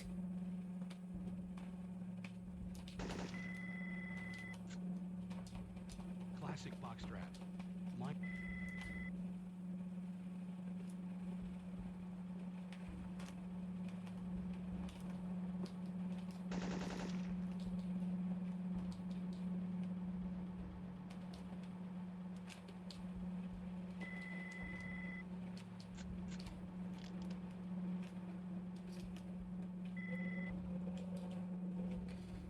So now we gotta do protect Ellis while he defuses this landmine, and like 6 guards will show up from different and the directions are actually pretty.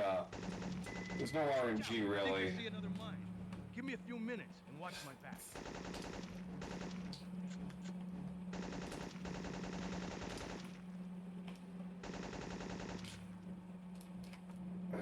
Okay, it was 7, not 6.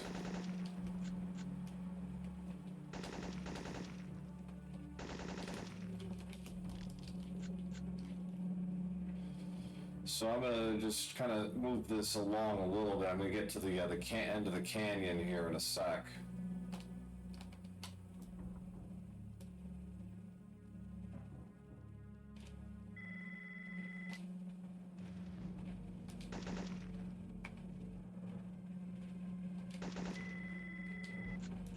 We're being flanked. This is the most dangerous part of the mission.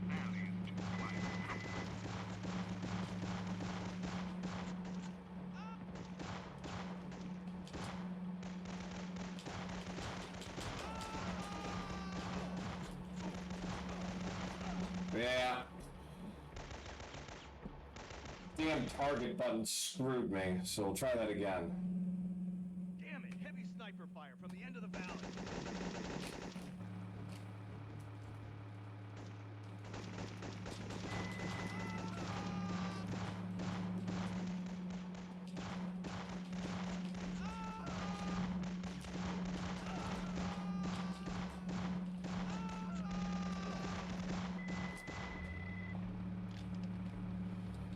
Usually I can do that cleanly, but yeah, that's the trick. Get in front of the truck and use that as a buffer. So if you actually try to turn this into a shooting match, you're going to lose every time. So now we're at the end here, there's 9 guards, and how they generate is fairly random, but their positions aren't. So there's always...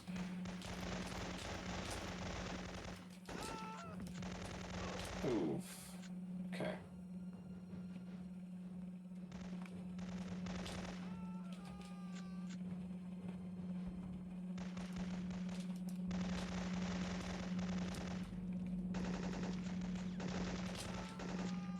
That's 3-9. Fortunately, you can't pick up any of this ammo, which really would come in handy in the next mission, but, you know.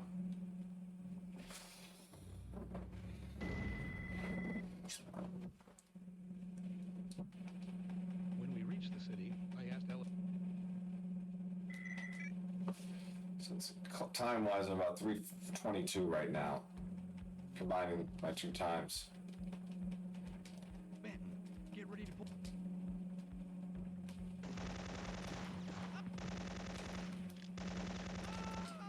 This mission is fairly straightforward, but this is one of the few times where you get an endless supply of guards, and that can really make things difficult for you.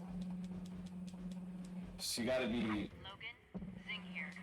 You gotta be pretty on the ball with your movement, because you gotta blow up this tank, which is not too difficult. It's in of itself, although that tank will kill you in one hit.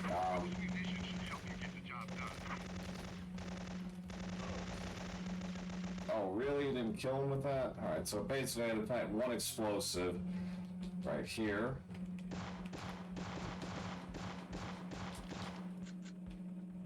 Okay, so the trap is set. Now I just gotta wait this out until the tank arrives. Oh, God.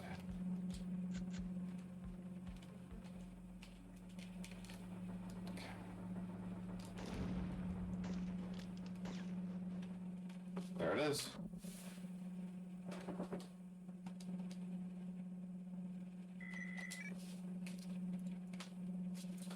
Alright, so down to the last 7. So basically, we're back in the present, and we're in the Australian outback. The consortium is using Aborigines as test subjects for the final phase of Syphon filter.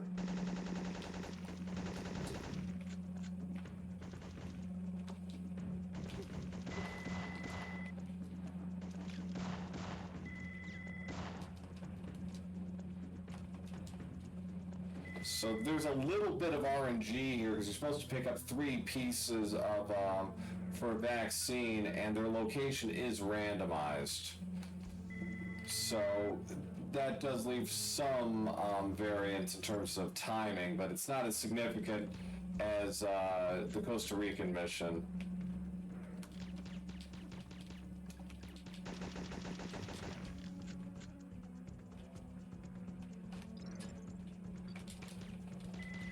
So the AU-300 is going to get some utility here, but not as much as you'd think.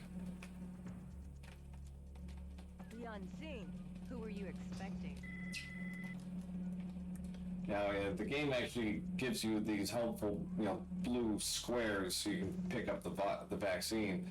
In hard mode, you have to look up the map to find them yourself. It's not going to just come out and give them to you.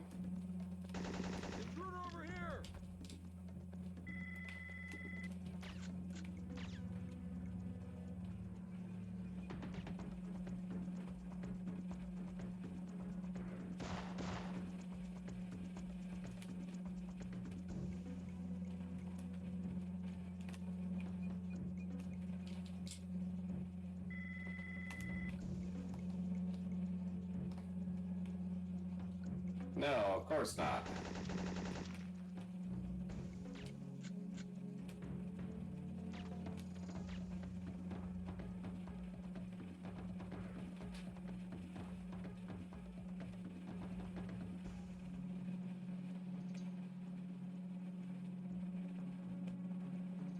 So in terms of RNG, this is actually not too bad. This is a pretty standard pattern.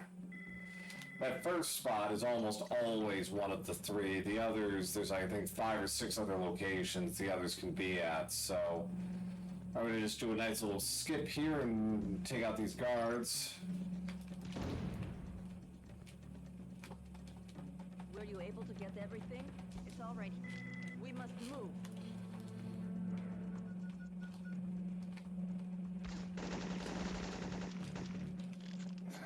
Yeah, be very careful. Those guys are carrying K3G4s, and, you know, a couple of bursts and you're dead. The helicopter is this way. Remember, these things cut through flak jackets.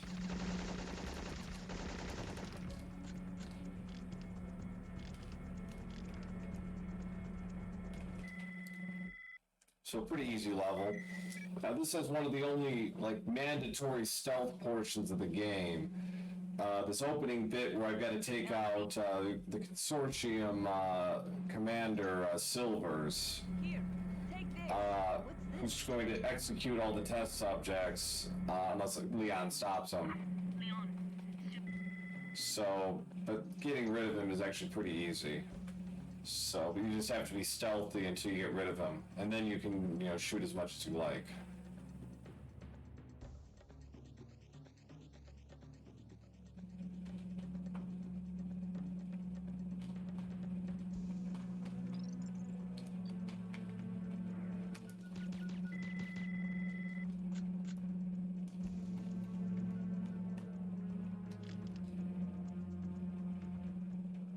Thank you.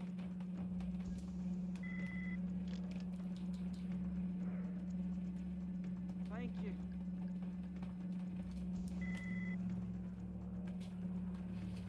So I'm gonna use the K3G4 for the rest, at least until I get back to the chopper. Because all these guards are wearing flak jackets and all of them are carrying the same weapons, so, as me. Thank you. So it just makes sense to match them fire with fire on this one.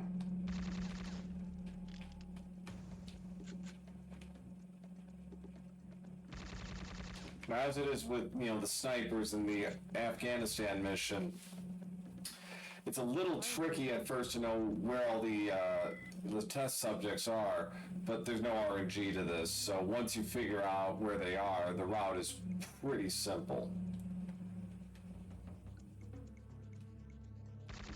Hey, it's Agent Singh, killer.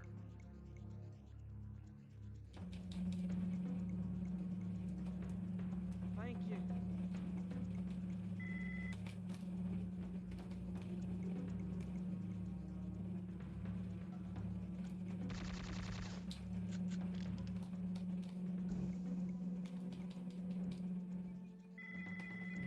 Thank you.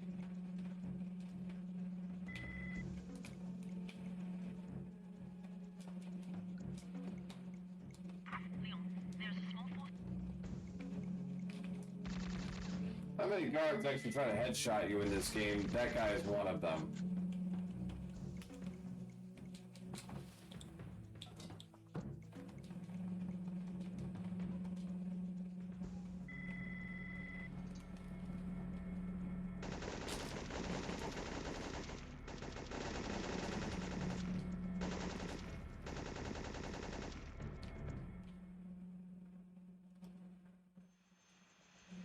Maggie.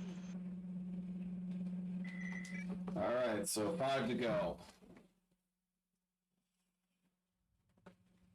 Now, can you tell me? So now we get, turns out Teresa's been alive all this time. I repeat, agents under fire. Be careful. So now we play as her for 3 missions.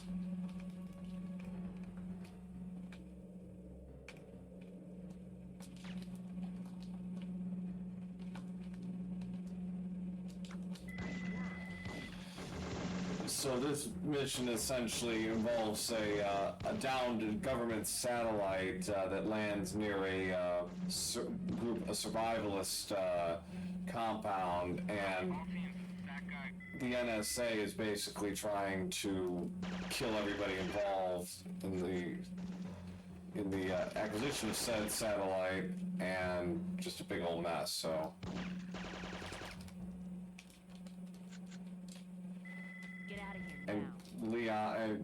And Teresa doesn't know what's going on until she witnesses the compound leader being murdered, and Gabe is posing as an NSA agent, saves her. Hey, lady, these guys aren't FBI. You gotta help us. This is Randy, Billy, get down! So the crossbow plays a pretty important role once again, and I'm going to be using it sparingly throughout the next 2 missions to take out certain guards, and there are going to be a couple little sequence breaks, mostly in the next mission. What the? You have one more chance to tell us where you've taken us. So now that Teresa knows what's going on, she needs to remove the tracking beacon so the NSA can't, hone in on their positions as easily, I guess.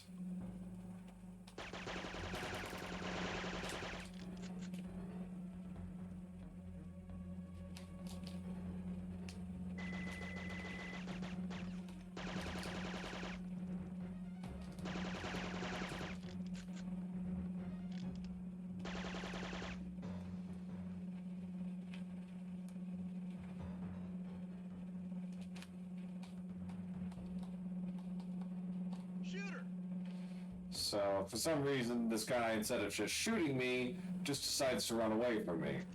Figure that one out.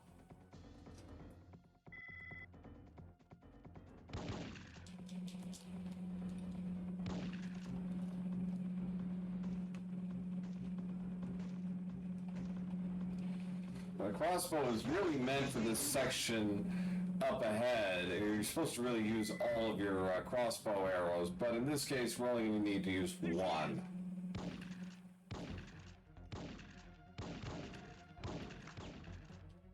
Ooh, that's not good.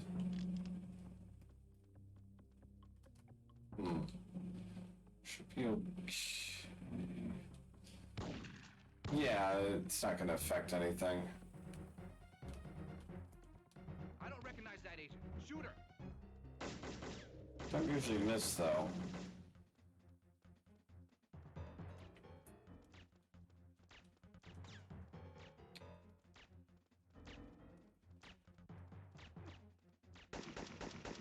There's another Fed. Shoot to kill. Alright, so that's that mission. So now we go. So Logan murdered 2 FBI. So we head into the compound proper, and there are, again, a few sequence breaks here where I'm going to basically just be trying to run through this mission as fast as possible. So there's a fair amount to explore in this mission, but again, we don't have time for that, so...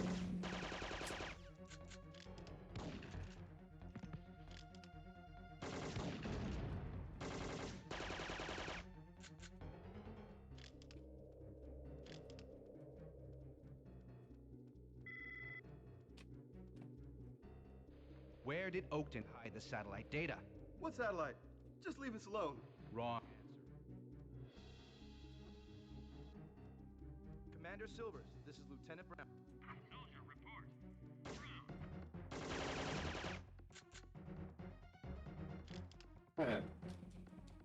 Yeah, well... Where's that data? Oakton has it. She's a Fed! Get her! Oh.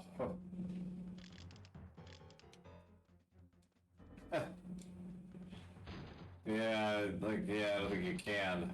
You don't think you can save that guy. Data? It's not in this warehouse. I suspect it's somewhere. This is, again, a very minor stealth bit you have to do. Agent Steinkraus, have you found the data yet? Not yet, sir. I'm interrogating one of Oakton's captains now. I'll report back. Out.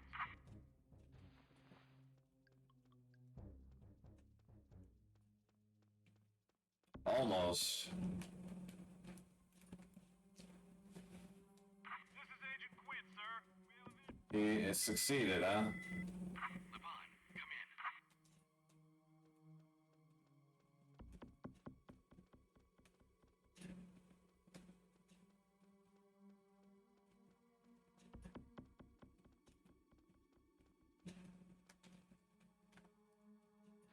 Teresa, is that you?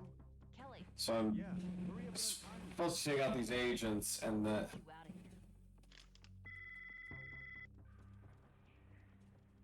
I'm gonna basically take out these guards here and then just skip the cutscene, and it saves about 10 seconds. So now I have 2 crossbow arrows, and that's a good thing because I need to take out these guys, put these guys to sleep so I can proceed. Although, truth be told, they actually make this next bit easier. But again, that's not faster. So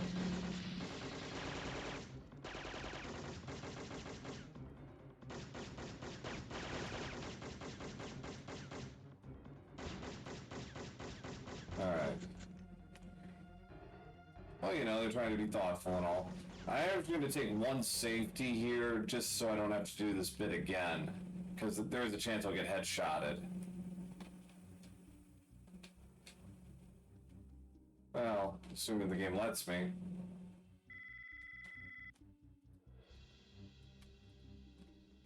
I'm going out. Cover me in 3, 2, 1.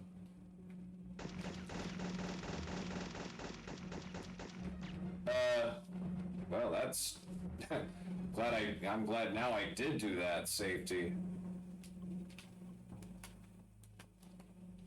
I'm going out. Cover me in 3, 2. Unfortunately, I don't think I'm skipping the cutscene this time. Get back! Oh, I did. Okay. So yeah, these guys are gonna headshot me.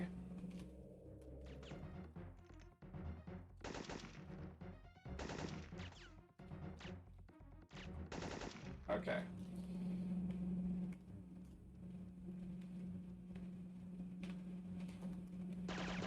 These guys are really dangerous down here in the bunker. Like, they have, like, superhuman accuracy.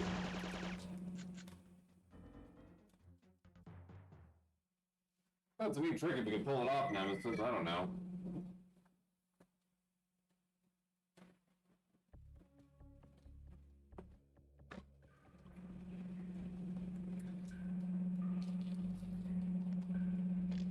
Hurry! My mom's waiting in the bunker. Yeah, really.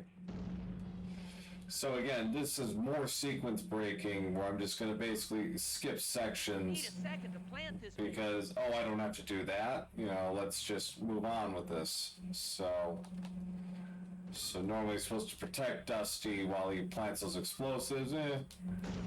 Take it under advisement. Okay, so M79 takes care of these guys. These guards in this level have a lot of health for some reason.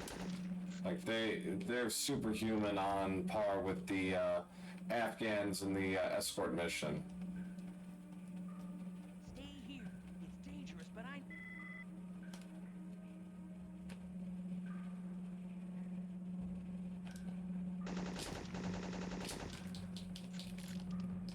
So this part here,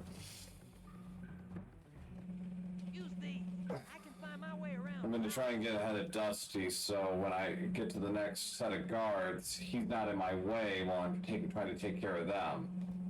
Because unfortunately, he is a real pain, and it's not worth the time or trouble.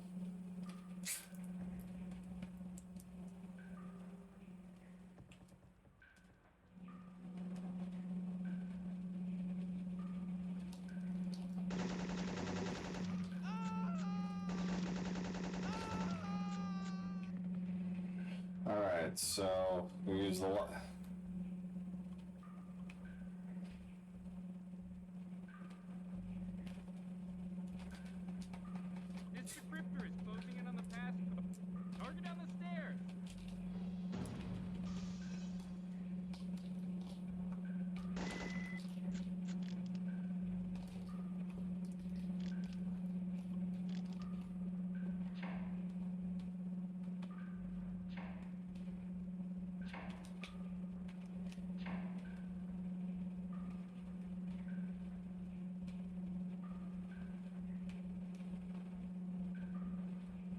So again, you're supposed to actually talk to Dusty and his mom and find out, because she's pregnant, that she needs medicine so she can actually, you know, move.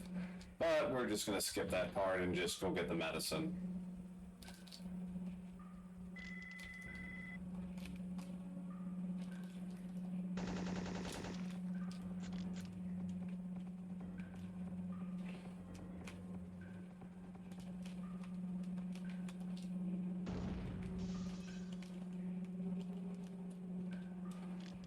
So you may remember in SF1 there was that part where I shot Leon to get her to move faster. Well, Where did you get that gun? I'm going to be doing it again. Yes, even to a pregnant woman, because this saves about 90 seconds.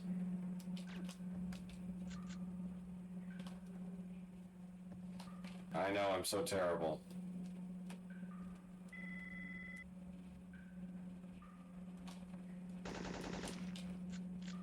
You going to let a pregnant woman go at it alone?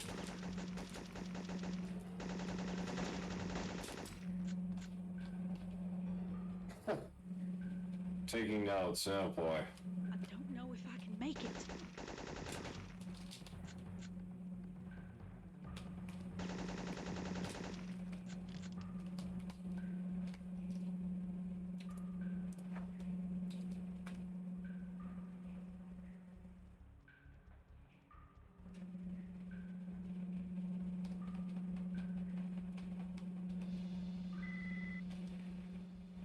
Just a few more guards here in this final tunnel.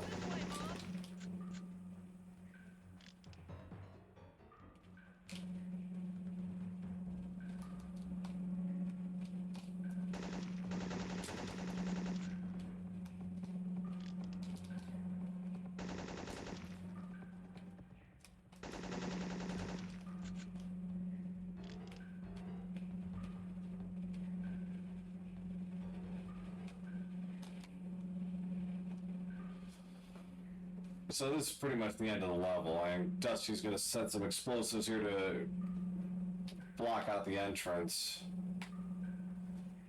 And then we go to a service tunnel where Gabe will come and pick us up off stage.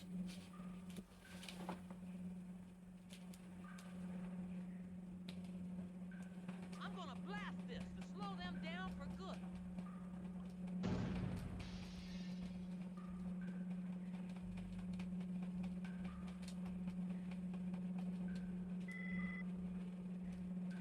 So yeah, there's like 4 guards that appear, and the game kind of wants you to fight them, but we don't have to.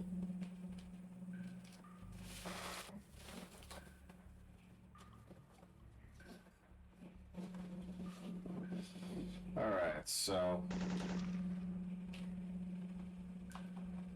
Logan, do you read me? Got it.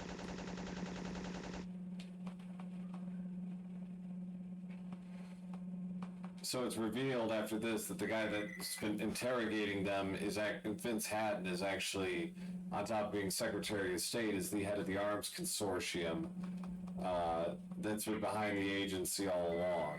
Well, sort of. Omega Strain kind of retconned some of that.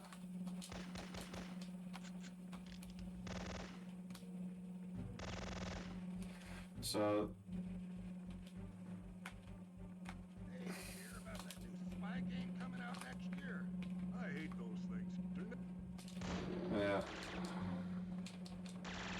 Just gonna ignore those 2 guards. Hey, did you hear about that new spy game coming out next year?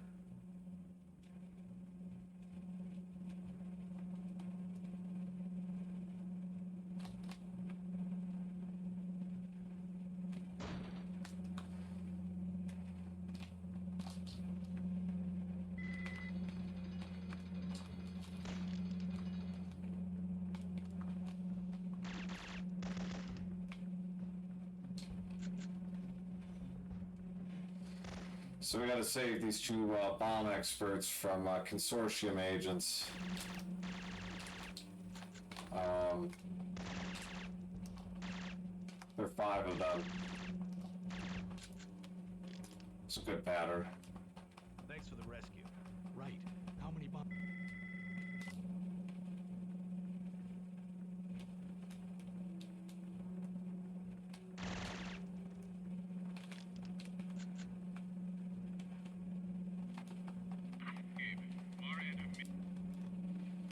So just gotta break into Haddon's office now and get the cancellation code for the explosives. You know, before they blow the entire building to Kingdom Come.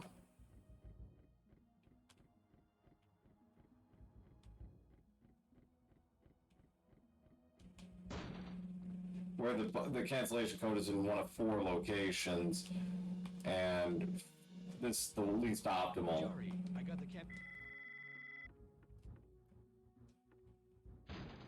It's Logan! Shoot to kill!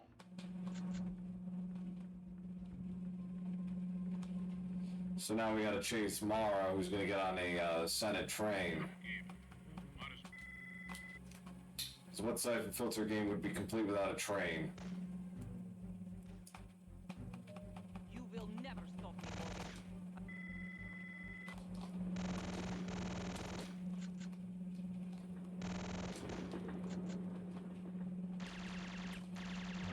Unlimited guards in this section, but not too bad. Alright, down to the wire. Last mission in the trilogy.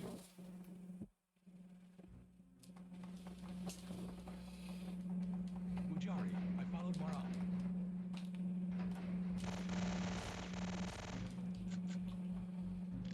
So basically, there's like 21 train cars, and we gotta go all the way to the end. And we have to save 3 hostages along the way. The G-18 does most of the work in this mission. There are a few places where I'll use the H-11 and the K-3G4, though.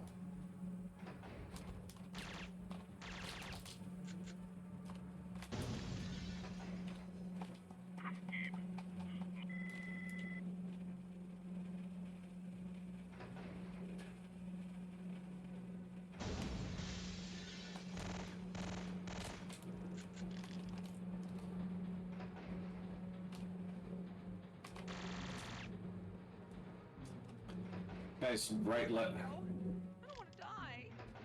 Yeah. Thank you so much.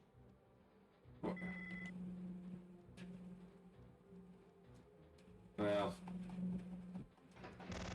we'll try to do a lot of things. Don't let him get to Aramon!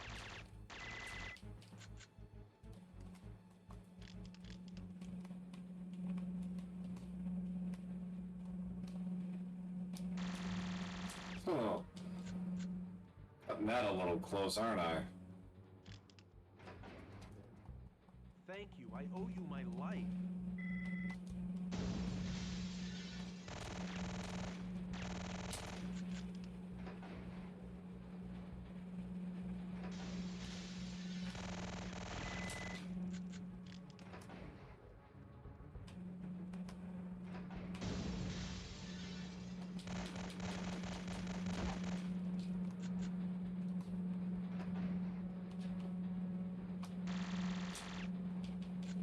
Yeah, 3 for 3. It's not always a given with the hostages.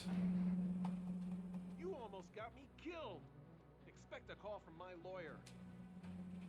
Maybe we should have just let him die then.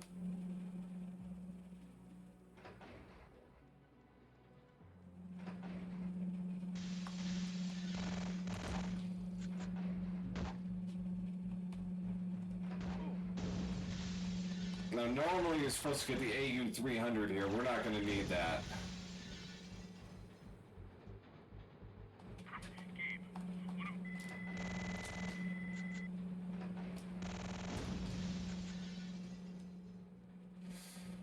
We're going to get Mara from a distance. We're going to trick the game into thinking there's nothing there. We're just going to shoot her down.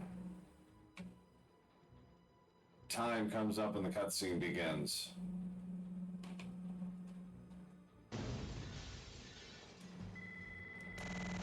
Got it.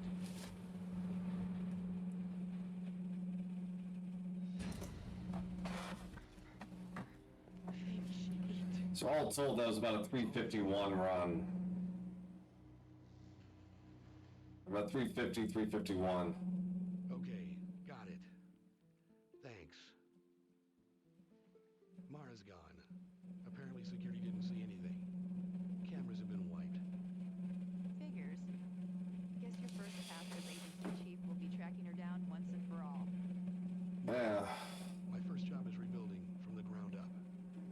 So much better than last year. I think last year was like a low 4, like a high 350, I think.